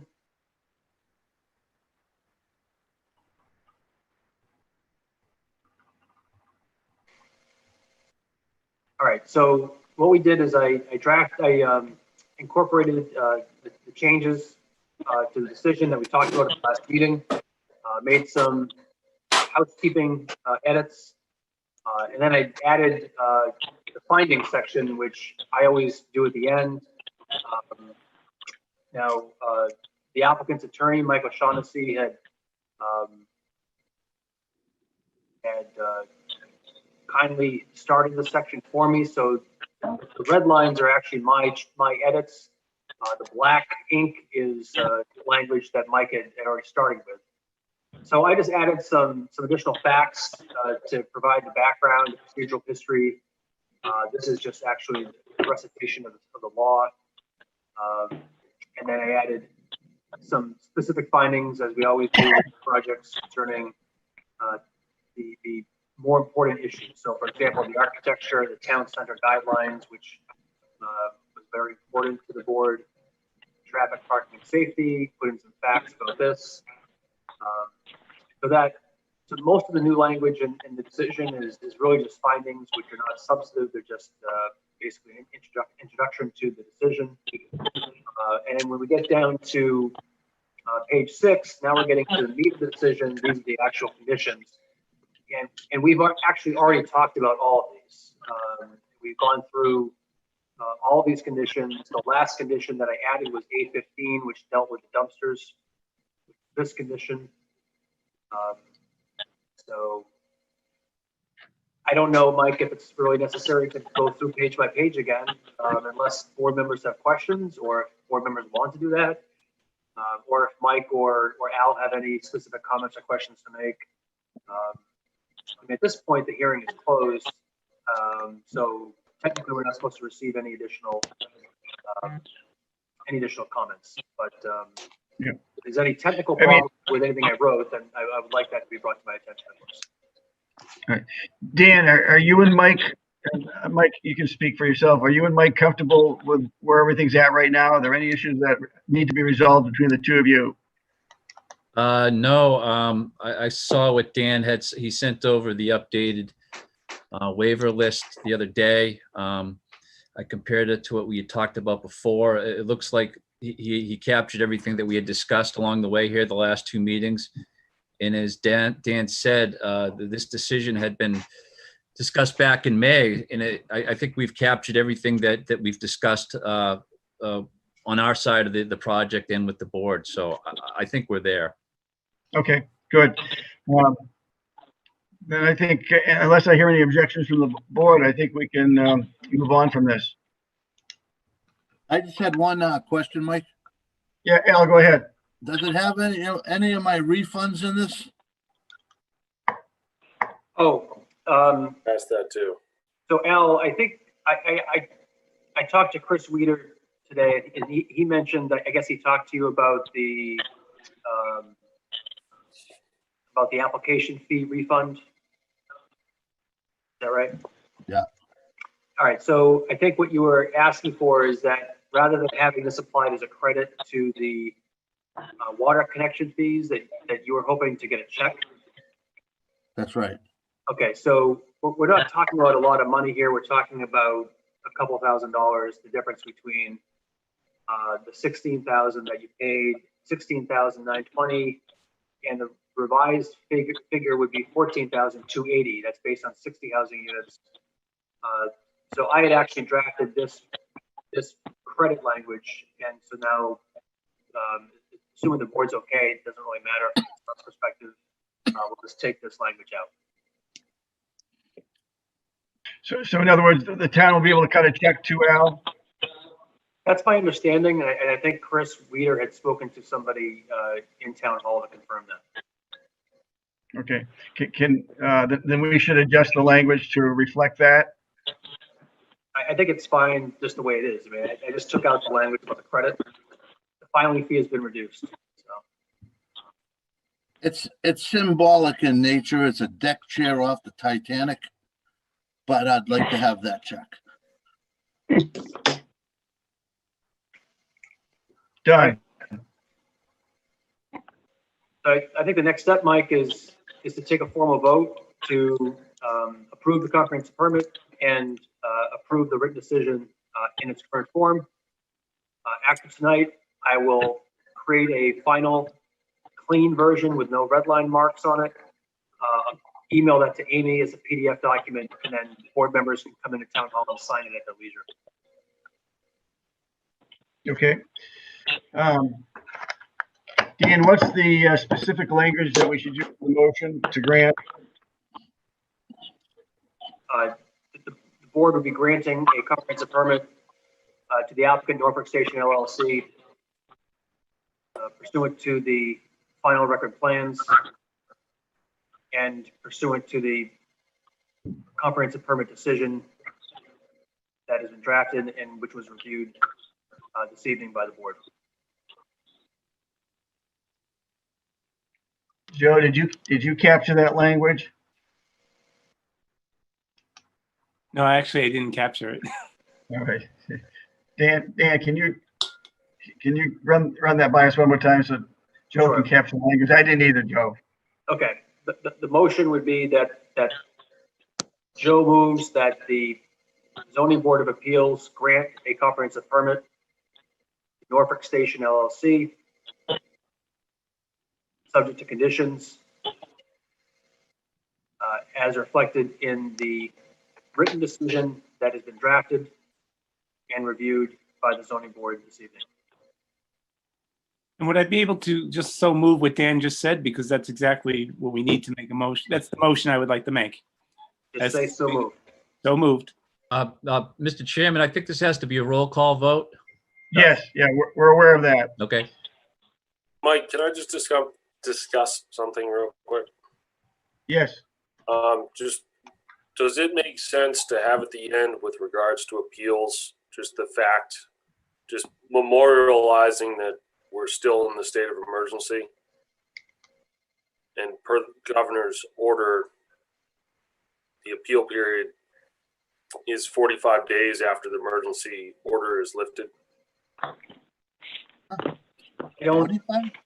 don't think that's correct, Devin. I think the statute of limitations was invoked by the SJC, not the legislation, and that tolling ended on July 1st. Oh, it did? Okay. Yeah. The state of emergency only allows boards not to hold hearings, but it doesn't affect statute of limitations on appeal rights. Well, there was a specific section in there that talked about the appeals. Yeah, it was through the court, the SJC though.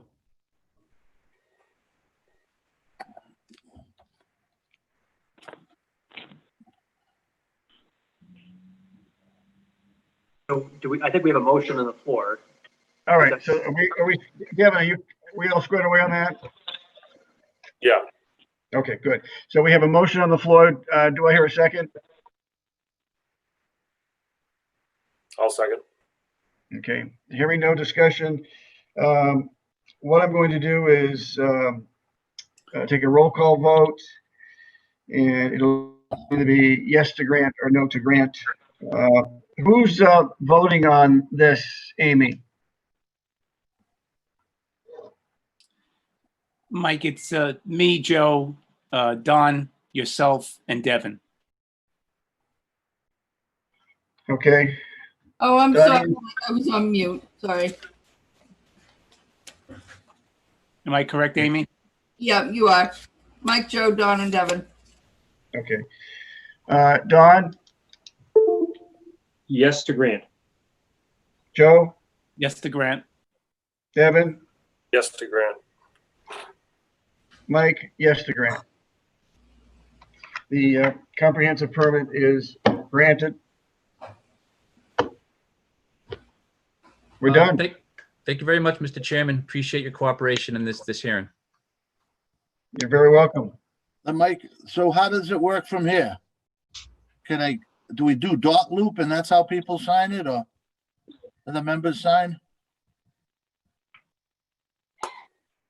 In order for the 21 days to start, the clerk has to stamp in the signed document. Right.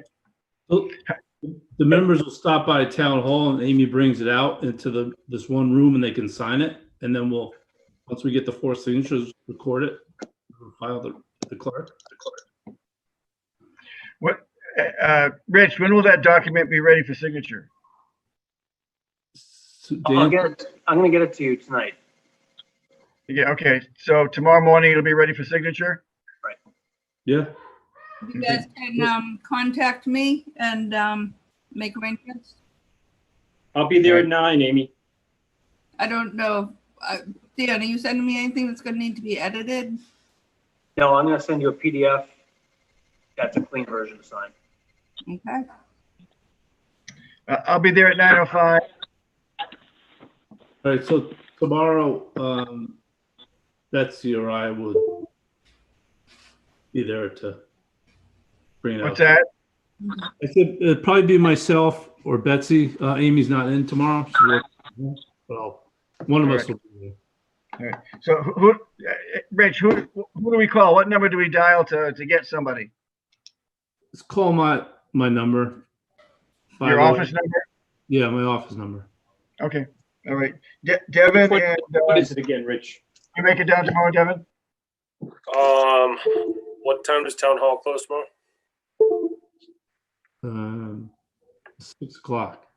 6? Yeah. If it's 6 o'clock, I can make it like around like 5:45 or so.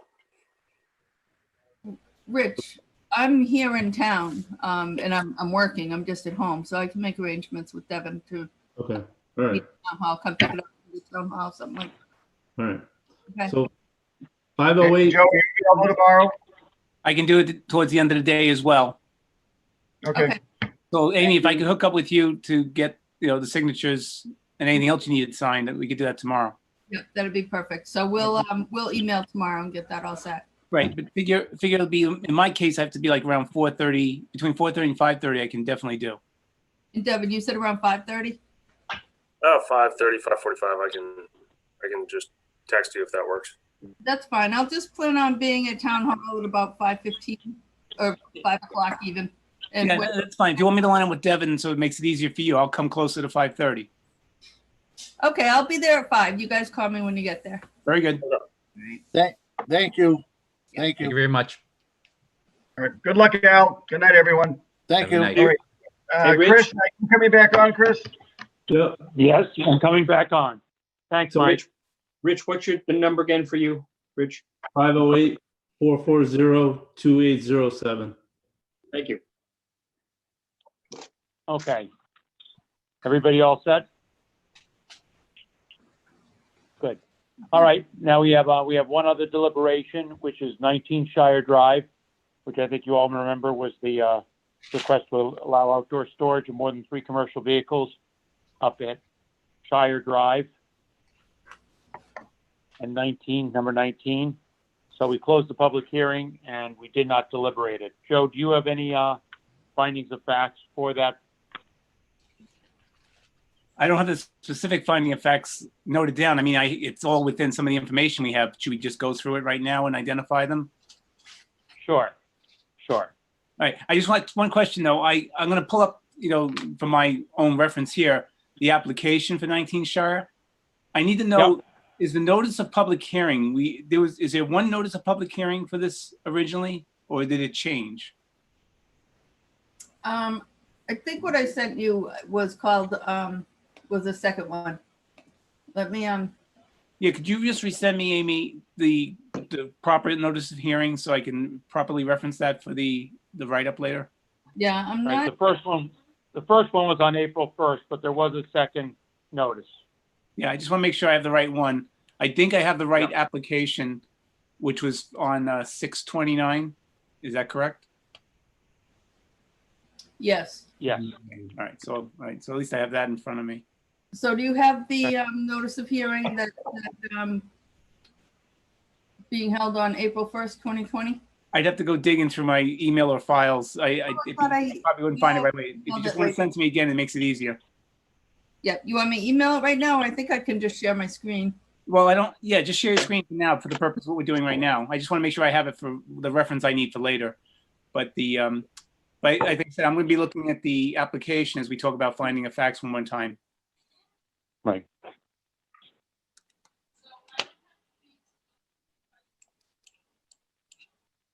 You guys don't see that, do you?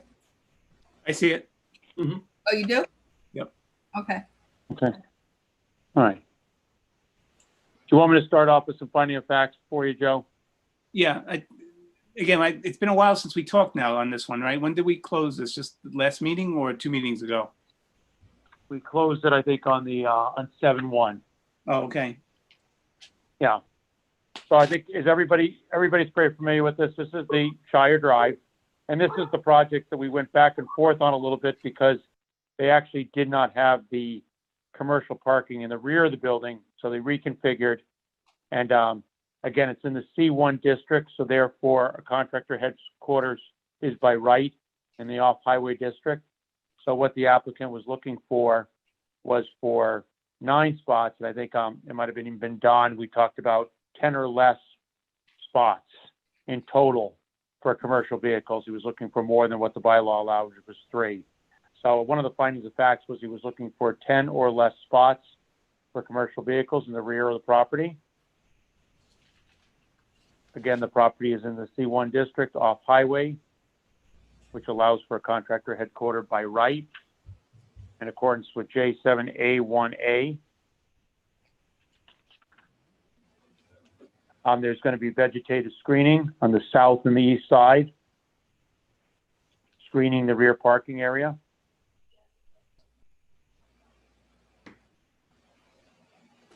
There was no opposition from any abutters.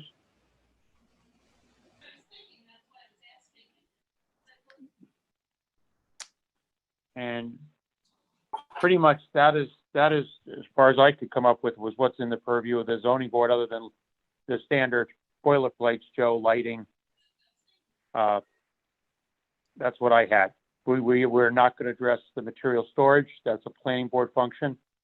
So the ZBA doesn't, we won't be addressing that. Yeah, we were waiting for the planning board approval on this. Am I correct? We just wanted to see if the planning board added anything to it. I think, Rich, did the planning board, They did approve it. this? Yeah, they approved did. it. They approved it last Tuesday night.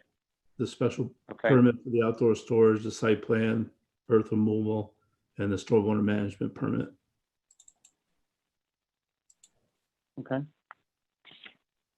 Don, Chris, Joe, if you want, I'll read the criteria. Would that be of help to you? Chris? It would, Chris. Right now, I'm not seeing the second page of the application. So yes, if you could do that. Yeah. Okay. Chris, in the conditions, did you mention that the address change? In the findings, I did not. The findings mention of fact. change, no. Yeah, no. Did you? It's 19 Shire Drive. Formerly, it was listed as 7 Phillips originally. Yeah. Yes. So I mean, I think as the finding of facts is that the special permit was originally issued at the location of 7 Phillips Way, and the finding of fact would be that the address was officially changed to 19 Shire Drive. Okay. Same assessor's map, block and lot, Joe. Yep, got it. Okay. So the criteria appendix B was the use is in harmony with the general purpose and intent of the bylaw. The site abuts another contractor yard. The outdoor storage area will be located to the east of the building and will be screened by vegetation. I think we found that as a finding of facts. The use is in the appropriate location, not detrimental to the neighborhood, and does not significantly alter the character of the zoning district. The answer, the outdoor storage will be located to the rear of the building and will be screened by vegetation to the south and the east. Item number 3, adequate and appropriate facilities were provided for the proper operation of the proposed use. Stormwater runoff from the outdoor storage vehicle storage shall be captured, treated, and discharged to the on-site drainage system. The outdoor storage shall be located to the east of the building and have vegetative screening. The proposed use would not be detrimental or offensive to the adjoining zoning districts and neighboring properties due to the effects of lighting, odor, smoke, noise, sewage, refuse materials, visual, or other nuisances. The outdoor storage shall be located to the east of the building and have a vegetated buffer, provide screening to the abutting properties. And again, I think, Joe, you'll capture our standard nomenclature on lighting. The proposed use would not cause undue traffic congestion in the immediate area. Vehicles will typically access the site during off-peak hours. All truck traffic is and from the site will use the Shire Drive roadway to access and egress from Route 1A. Truck no right turns. Truck directional signs have been included in the site plan. A proper site plan has been filed for approval with the planning board, and the proper number of copies submitted with the application for a special permit to the Board of Appeals. site plan originally submitted to the planning board in September of 2019 was accomplished. The use and purpose is consistent with the 1992 master plan as it was most recently updated. The town of Norfolk 2007 master plan indicated that a commercial district development is needed to reduce tax revenue generation for the residential tax base. The applicant is proposing to develop a site with a building, parking, and abutment utilities to comply with the town regulation. This proposed includes an outdoor storage vehicle area, which will be located to the east of the site and will have vegetative buffer encompassing the area. Based on the above proposal, accomplishes the development of the property within the town regulations, which increases the tax revenue. And that is the Appendix B worksheet. So I think of that, Joe, I think you get that there's going to be some screening, commercial lot less than 10 vehicles, that maybe a finding of fact is all vehicles will be using the Shire Drive roadway to access and not Sharon Ave. Anybody else have any additional finding of facts other than what Don already presented with regard to the name change? Chris, one clarification. The application was for more than 3 commercial vehicles. The reference to 10 is that it's going to be 10 or less, is that he's proposing to park there, right? Mm-hmm. Right. He had asked for 9. I think it was one of the board members who said, why don't we say 10 or less? Okay, so yeah, so But finding of fact, go ahead, Don. It was me. Finding of fact would be 9 spots, yes. Yeah, but you want me to make a record that it's 10 or less in our finding of fact? Well, he had asked for 9, so it's I guess that's a finding of fact is 9. We can determine if we want to do 10 or less as part of our conditions. How does the board feel about that? Do you want me to condition no more than 10 vehicles, or just finding a fact was he wants 9 vehicles? Correct. Okay, so I'm going to reference 9 vehicles as the applicant has applied for. But in the condition, you'll put in 10, right? I could do that, yes. Yes, okay. So it has to be 10 or less. Will be along with the lighting condition will be the 10 or less vehicles on this property. Okay. I agree. Anybody have any opposition to that? No, it's a nice even number. We like those.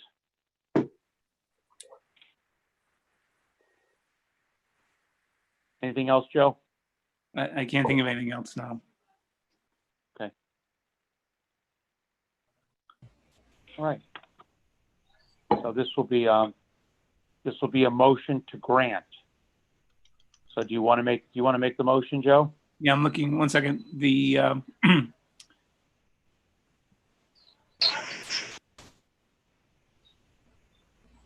just go again. It's quite revisit the issue of the contractor's headquarters, though. I forgot how we resolved that. That is, it's by right. It's in the off-highway district, which allows the same remedy as the on-highway district, which contractor headquarters allowed in. So J7A1A is an allowed use in the on-highway. The off-highway encompasses that as well for a contractor headquarters. So he does not need a special permit for that from us. Right, because the original application was for 3 special permits. Correct. So it was decided that he did not need the off-highway because it actually, our bylaws allow it by right. He needed the outdoor storage for more than 3 commercial vehicles. And he did not ask for parking in the front yard, so he didn't need that 3rd one as well.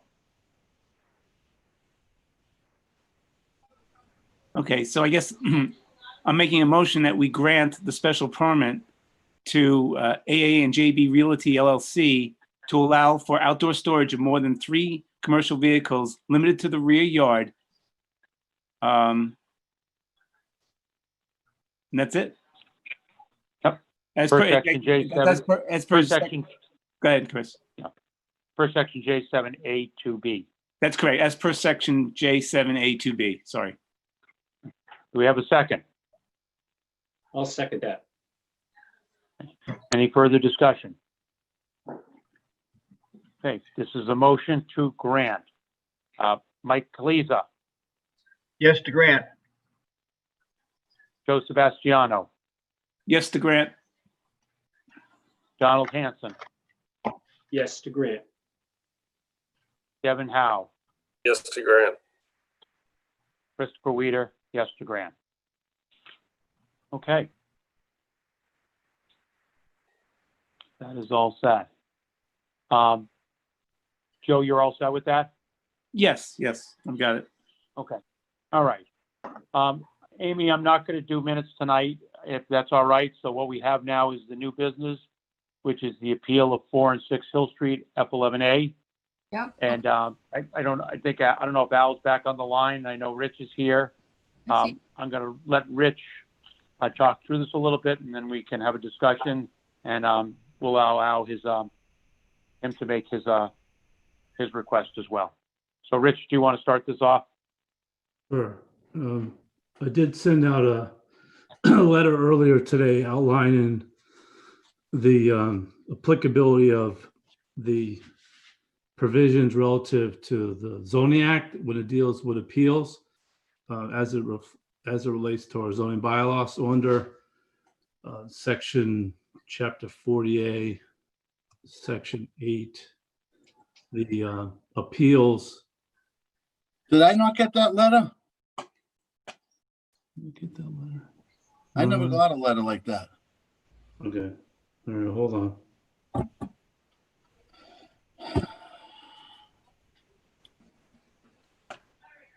All right, I'll talk on send the letter. So the statute lays out the time frame for which an appeal needs to be Rich, you want me to filed. do that while you're talking? Sure. Okay. Yep. And I'll actually, you know what I'll do is I'll screen share it too, just for.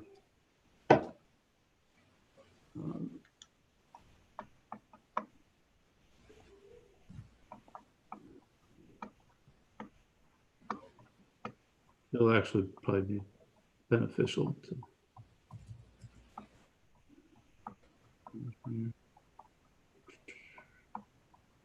Just bear with me a second. Sorry.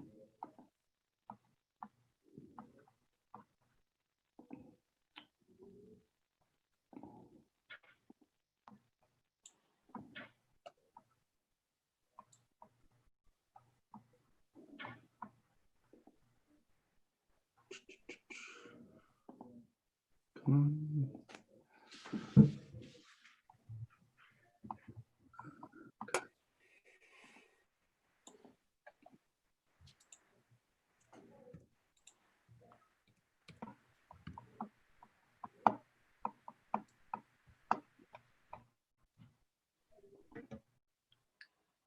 Mr. Chairman, are you there?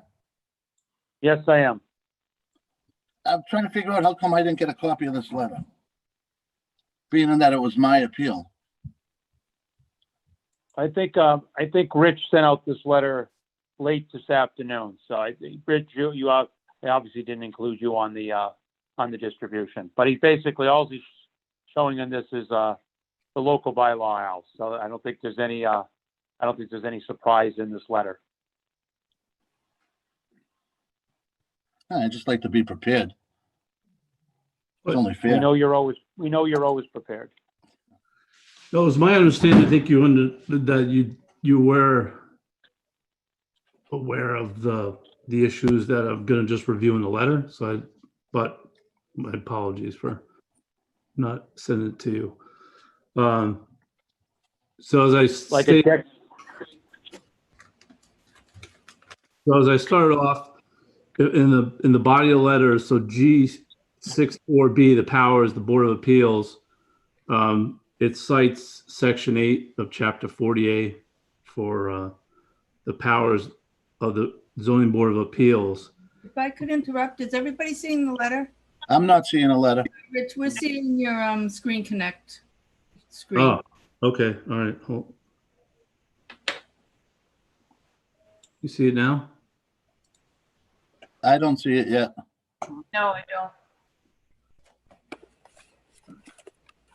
Let me try. I have it open on my screen too, if you want. All right. If you want to screen share it, that'd be helpful. Let me see if I can do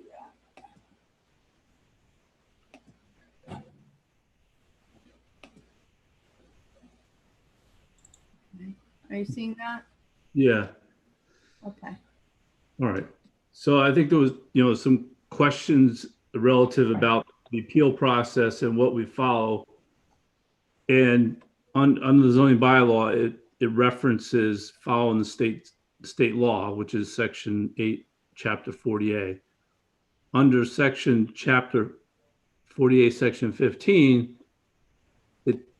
it prescribes what the frames for which appeal must be taken, and one of those requirements is a file an appeal within 30 days of an order. In this case, we're dealing with the F11 determination, and as the way the bylaw is written in the town of Norfolk right now, there is no notice that this decision would get sent out to abutters or interested parties, similar to what would happen with a site plan or a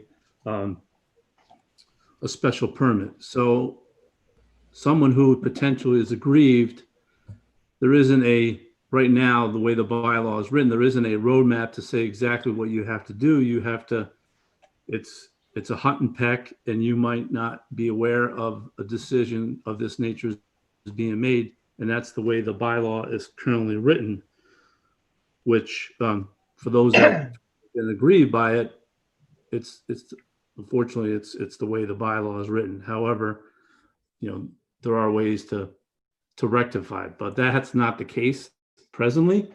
So the appeal was filed on August 29th, 2018, which was well beyond the 30-day timeframe to appeal. The original F11 issuance was as of March 15th of 2018. So there is we don't even really get to go to step 2, which is whether there's merit to the appeal or not. You don't have jurisdiction because it's not a timely appeal, which I understand, that's not some, particularly Mr. Quigley be happy to hear because, he was aggrieved, he felt aggrieved by that determination. But the way the bylaw is written and following along state law, there isn't any, the board doesn't have the jurisdiction to hear it because it's not a timely appeal. 48 section 7 deals with that. I don't understand why you haven't addressed 48 section 7. So if we scroll down, I think this is the end of the letter. yeah, is there a footnote on the other letter? Yeah. Oh, Right. I filed this under 48 section 7 that I was not given any proper notification, and how would I ever know that this F11 would be filed? And that was the reason for the hearing. That should have been heard when I filed that appeal. That's the reason. You would accept that under 48 section 7. I don't dispute what you wrote in that letter, but you clearly wrote out what I was appealing and how, and the mechanism I was using for this due process that I believe, was taken from me because of a lack of notification. Section 48(7) talks specifically about that and gives the zoning board the right to hear that. So under the under section 7, and if I had this letter, I'd be better prepared to respond, but I'm responding by reading this and then processing it within seconds and communicating back to you. no, I understand that. But the appeal, the first appeal was a section 8 appeal, not a section 7. Well, where on my application did I put section 8? Under, if you look at the app, actually the application, we could put, Amy, will you put up the application? Do you have a different application for section 7s than section 8? No. No, okay. So section 7, you're asking for enforcement of an action or an order. Well, I'm asking for enforcement on an F11 that was illegal. And it was illegal because we know the only one that can fill out, and your board knows this because they voted 5-0 in a previous case, that the only person that can fill out an F11 is the owner of the property. On the date Mr. Hunter filled out that F11, 2/15/18, he didn't own that property. Therefore, that F11 is illegal and not even applicable to be reviewed. You know that because the laws, you have changed your zoning applications based on the information I've given you, and no longer can a tenant file an F11. So this whole F11 was not even legitimate. It wasn't signed by the owner. How can a building inspector act on an F11 when your zoning laws state the applicant has to be the owner? Date Hunter, when he filled that F11 on 2/15/18, was not the owner. He was the owner on 9/14/2018. Had you given me my hearing, you would have heard just that. And that has nothing to do about notification. You actually, as the ZBA, should have been challenging that yourself, not a citizen, not a taxpayer. And All right, but we actually continued the appeal, Al, because we were given information, and we asked you to continue the appeal multiple times. Why Mr. Hunter appealed to the planning board and eventually submitted a site plan approval. And yes, the zoning board did ask you to withdraw your application based on the fact that we thought site plan approval would be enacted, and felt that an F11A would not be in play because you wouldn't have both. You wouldn't be requesting site plan approval and also asking for an exemption for site plan approval. I think the error here was that this F11A, again, was not filled out for the owner. So did it have standing to even be heard? Did it even should have ever been approved? And that would have been something. Whether it might have been the ZBA, it might have been the planning board. I think Rich has asked town council to provide us with some guidance on that, is who would actually hear an appeal to whether the F11A even should have been filled out. And clearly, I think one of the things that Rich talked about is with me today was that building permits and F11As through E's should be date stamped or some mechanism date stamped and butters notified so that this does not happen in the future. It's because it is almost impossible, other than someone seeing a backhoe on their neighbor's property or having knowledge of a business beginning, that would not ever question and ask when an F11A was filed or a site plan approval been attained. And I think Section 7 does allow for an appeal such as yours, but it's based on stating that you did not have adequate notice, and so the burden of proof falls on the person appealing, that they have to show that they had no knowledge of this F11A or of site plan approval. Which I think if you can prove that, then you certainly can actually reapply. Of course, we can prove that. But that's the easy part. What I'll also prove is that the building inspector had no right to issue this F11, and that by issuing F11, but just hear me out, Chris. But by issuing this F11, all right, he is. But Al, the only I hear you, but the discussion tonight really has to focus on the timeliness of the appeal. I don't think we really want to wait for, if you want a public hearing, would really be where to talk to the merits of the F11A. I think it would be wrong to ask to allow you to talk about the merits of the F11A that was issued or not. I think we have to stick to the discussion, which is whether or not the appeal should have been heard and why the board cannot hear it at this time. I don't even know why we're discussing it. You can't even get me this letter in a timely manner, never mind an F11. All right. So how am I even, you're trying to limit the scope of our conversation on a letter I received 15 seconds ago. Give me a break, Chris. When was this letter written? When was the letter? What the hell am I even doing on here?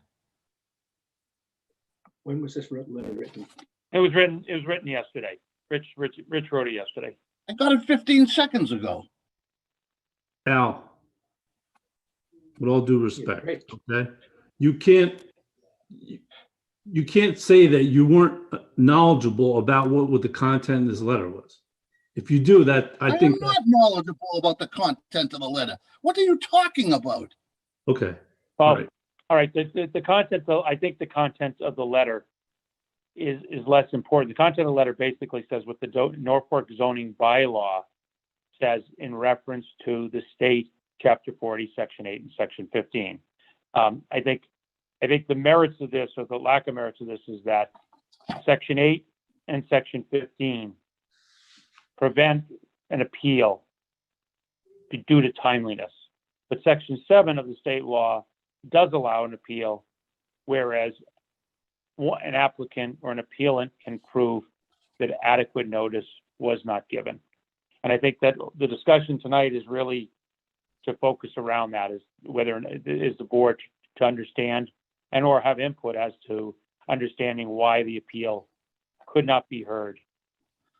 Okay, can I for the scope, for understanding the scope of this discussion, is there a resolution that may come from this discussion that would give me an avenue to place on your agenda for a hearing to appeal now Rich's letter that I just received, but also the fact that I wasn't ever notified about this F11. And when notified, I responded within 30 days. Is this scope of the conversation going to lead to some guidance on that? that's where the section 7, chapter 48 enforcement action that that's your vehicle to be heard. Do you have my application that I originally filed for the appeal, Rich? Can you put it up on the screen? I think it's on the screen.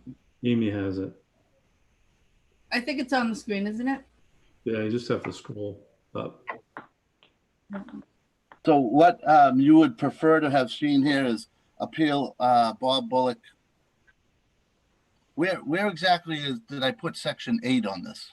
Well, in point of fact, it actually cites the wrong section of statute, the application, because it cites section 10, but it's actually section 8. What?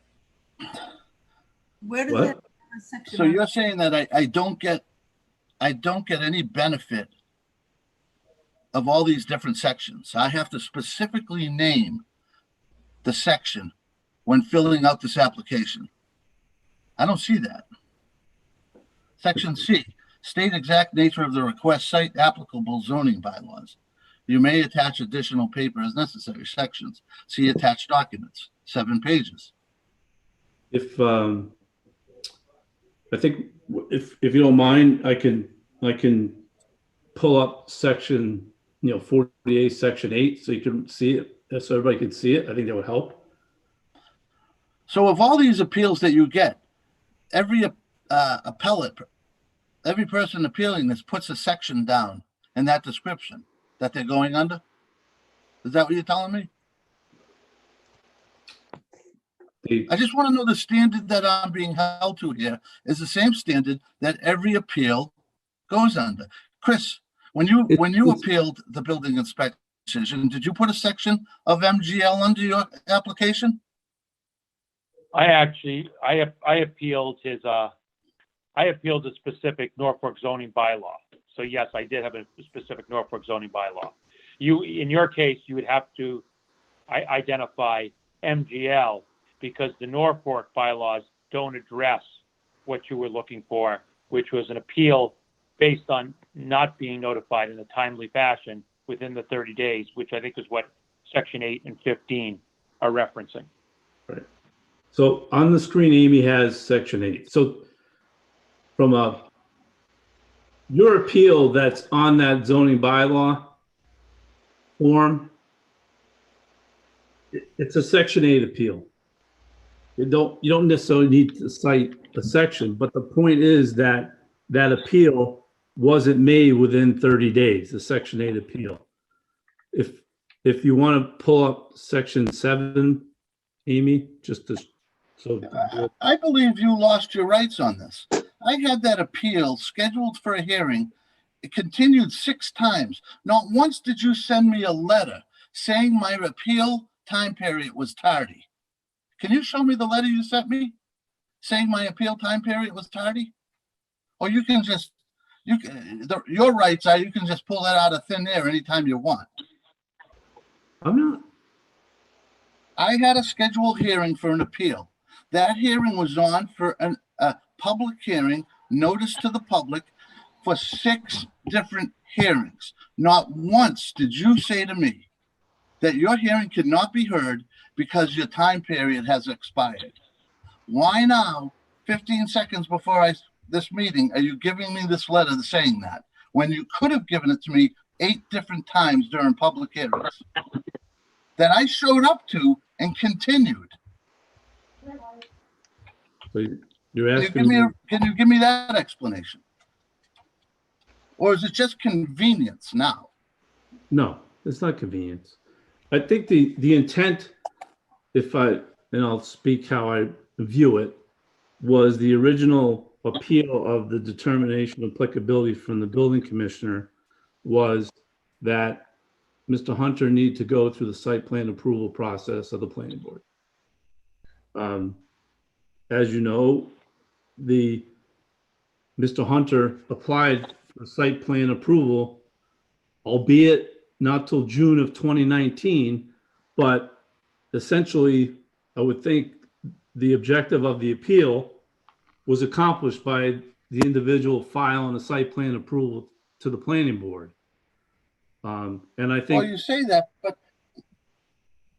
Hold on. And I believe, correct me if I'm wrong, the withdrawal came from the fact that site plan approval, the process started. Well, now that you've okay, if I could just respond to that, seeing as you have expanded the scope of this discussion with that statement right there, I should be afforded the ability for rebuttal. All right. And I'll tell you this, that you gave this gentleman occupancy based on that F11. Now, you just stated to me that because he withdrew from the ZBA, that the satisfaction to me was given. That's not true. You then usurped zoning and gave him the ability to access that property. Now, seeing as you expanded this scope, I'm going to read a letter to you on March 15, 2018. And this is from the building inspector to Mr. Hunter. This letter is to inform you that the request for determination of applicability for the property located at 6 Hill Street has been approved with specific conditions.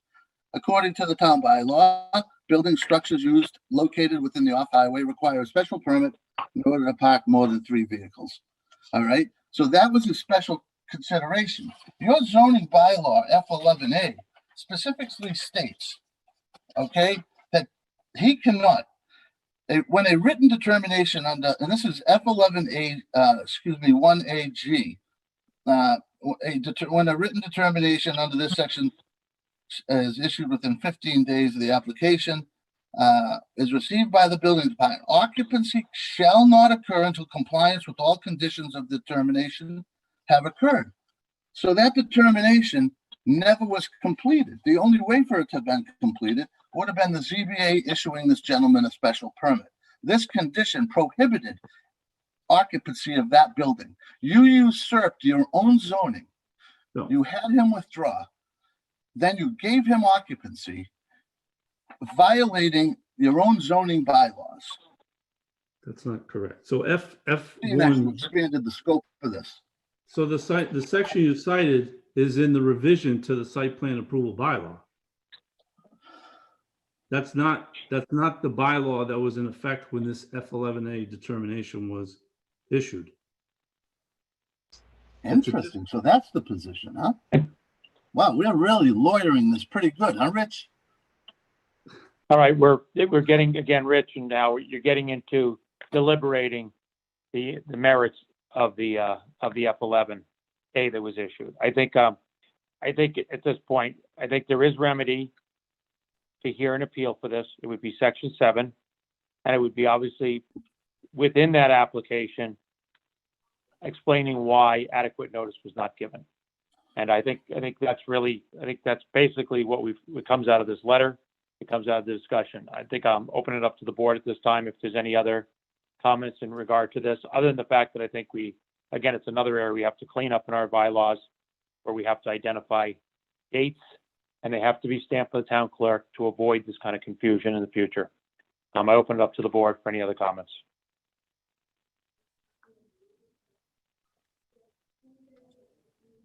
I guess no comments, Amy?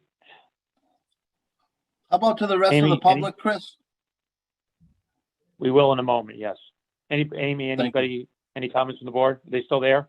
I'm not seeing anybody on the board. They can all speak up, right? But we do have somebody in the audience, Peter Swalby. Yeah, hi, Okay. Peter, 58 Everett. I would like to just know that if the remedy for Al in this case is citing MGL Section 7, the mechanics of the application, where he would have to place that information, because the application doesn't appear to have Section 7 available as a mechanism for filing such an appeal. So Section 7 is a request for enforcement action through the building inspector of the town of Norfolk. That's what that Section 7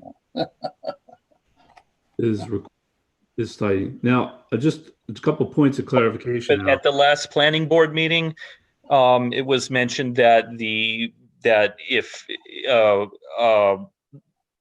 zoning enforcement officer's decision is to be appealed, it has to go elsewhere, because the zoning enforcement officer can't revisit his original decision, and that wouldn't make sense anyway. So last planning board meeting, it was mentioned that this had to be brought before the ZBA.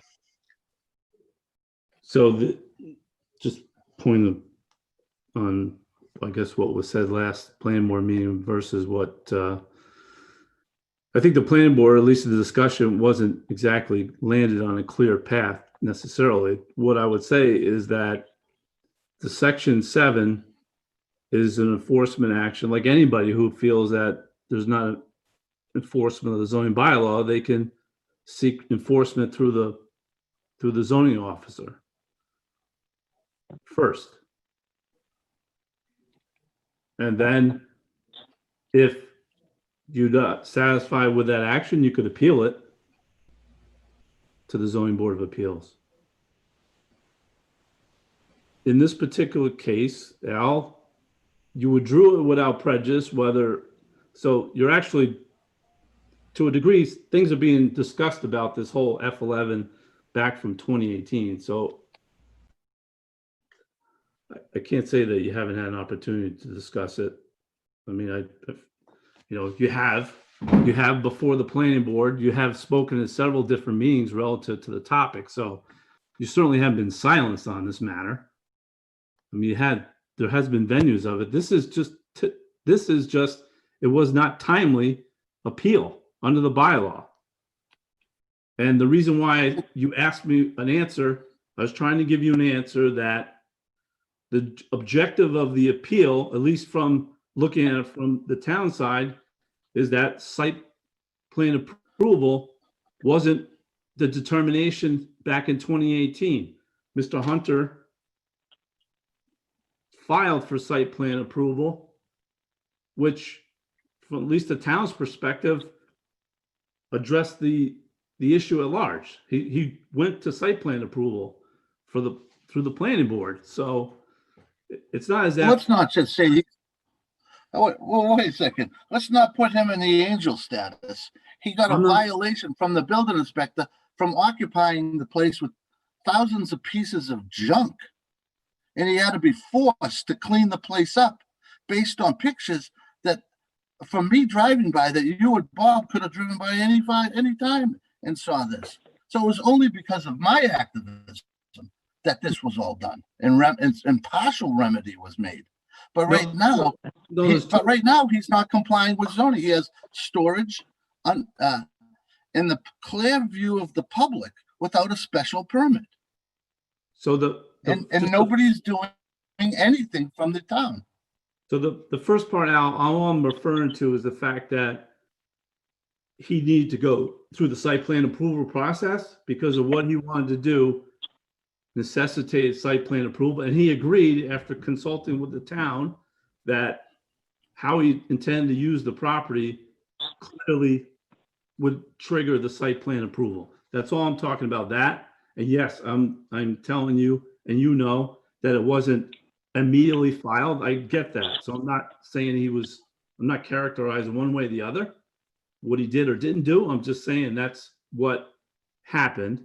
And then more recently, yes, you sent photos to the building commissioner. He issued a violation letter on June 17th to Mr. Hunter that he needed to remove vehicles, commercial vehicles, less than 3 on the property, and he couldn't store more than 1,000 square feet of material on the property in order to be within the guidelines of that original F11 determination.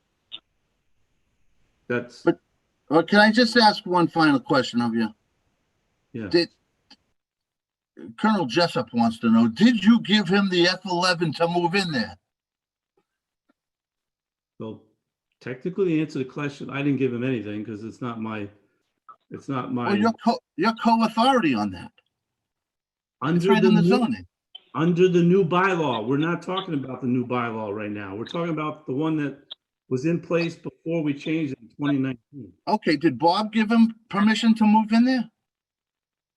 Yeah, he gave him the F11, and if he wanted to store more than 3 commercial vehicles, then he had to get the permit from the ZBA and storage. And so he moved in an Armada, and then he had to be thrown out of there by violation notice. Okay, I got it. I'm good. Well, so how do I fill out the application? Can anybody direct me?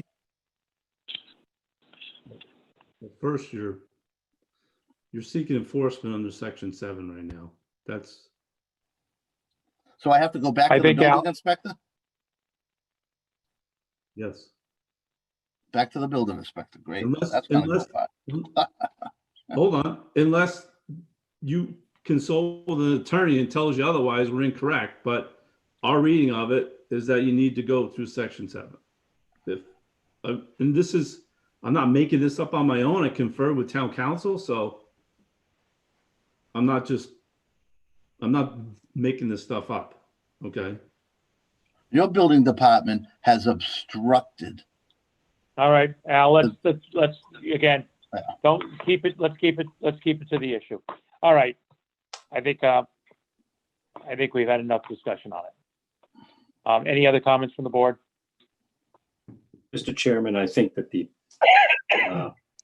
last 15 minutes has not been a good use of the zoning board's time, in that obviously there's some significant issues here that need to be resolved before they be brought to the entire board for discussion and evaluation. And I'm disappointed that the time was wasted by the zoning board members on this, and I just want to make that clear. That's my opinion.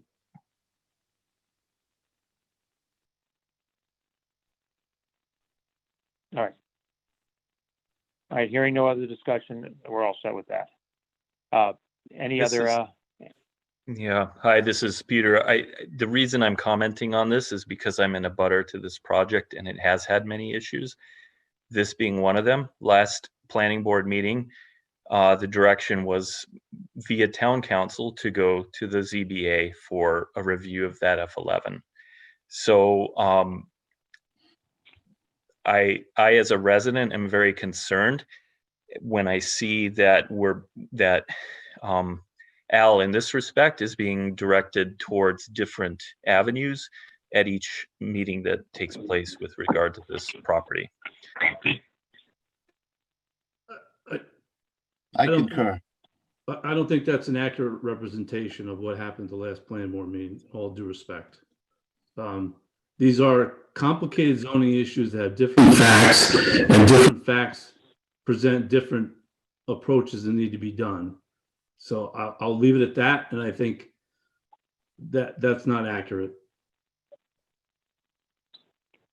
Whether you, I think there's an avenue for this to be heard with the ZBA via Section 7. I think if that's filled out by a concerned party, Peter, it then eventually will end up probably in the zoning board's hands at some point, if it isn't remedied through something via the planning board and site plan approval. And I think that's really the answer to the question. I think unfortunately the board actually should have picked up on the fact that according to Section 8 and Section 15, this appeal couldn't have been heard back when it was originally filed. That was and I think this is valuable discussion. I don't think this is invaluable discussion. Whether it's heard by the whole board or not, that's up for debate. But I think it is our zoning bylaws, and they do sometimes fall short of what people expect. And I think if there was a date and time things were stamped, some of these problems wouldn't occur. But I think this does have merit to be discussed, and I think we know where it was filed. It could not be filed that way, and that's why it could not be heard by the board. Did the board misstep by not catching that when it was first applied? Absolutely. I think the board looked at the building commissioner as a zoning administrator, which by law you can't do.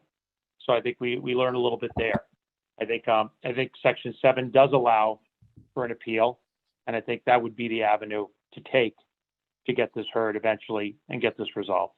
So I think the conversation does have merits, Peter. So I'll state that I think this discussion had to happen, and I think it helps us in the future as we move forward to correct some of this zoning language that is inaccurate and does not assist the residents in town in these situations. So I'll leave it at that. Chris, do I write a letter to the building inspector? Is that what I do? No, yes. I write a letter citing Section 7 and the reasons why you feel you've been aggrieved without notice, and wait for that answer. And then if that isn't resolved, I think you have a good case to bring towards the ZBA. But again, always consult your legal counsel before you do anything. Hi, this is Jennifer. I'm a resident, Jennifer Schwalba. What response should Mr. Quaglieri expect from the building inspector when he writes this letter? Is it a yes or no, and then it comes back to you, or what's the process after that, since it's just a letter and there's no form that we're all, need to follow? He would be requesting probably, again, review of this F11 determination, and if he's not satisfied with the answer he gets, then he has the right to appeal. Thank you. if you look, there is a time frame. I don't know if you see on the bottom of the first paragraph. There's 14 days to respond. The building inspector. Correct. Correct. Okay. That being said, Amy, anybody else have a hand raised? Oh, Betsy Whitney? Betsy, you're on mute, huh? Oh, all right. That's Whitney, 26 Valley Street, Bonneville. I find this conversation tonight to be critical.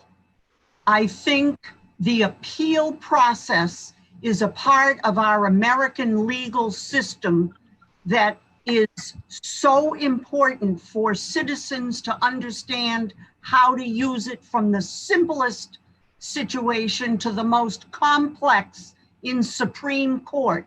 I do not think it is fair or correct to say that this discussion tonight was a waste of the ZBA's time. No, it wasn't. This was incredibly necessary. And I think we all need to take a lesson from this. And I have been educated by what I listened to. And I applaud Mr. Quagliari for pursuing it. And I applaud Mr. Weider for saying there are ways that we can, there is an avenue for remedy. Of course there is. Thank you. Thank you, Betsy. Yes. Amy, anybody else? I'm going through the list. I am not seeing anyone. I don't see anyone. Okay. All right. Could I get a motion then, since we're done with that, a motion to close the zoning board of appeals meeting for July 22nd at 10 o'clock p.m. Thank you, Al. Chris, can I ask a quick question? Thank you.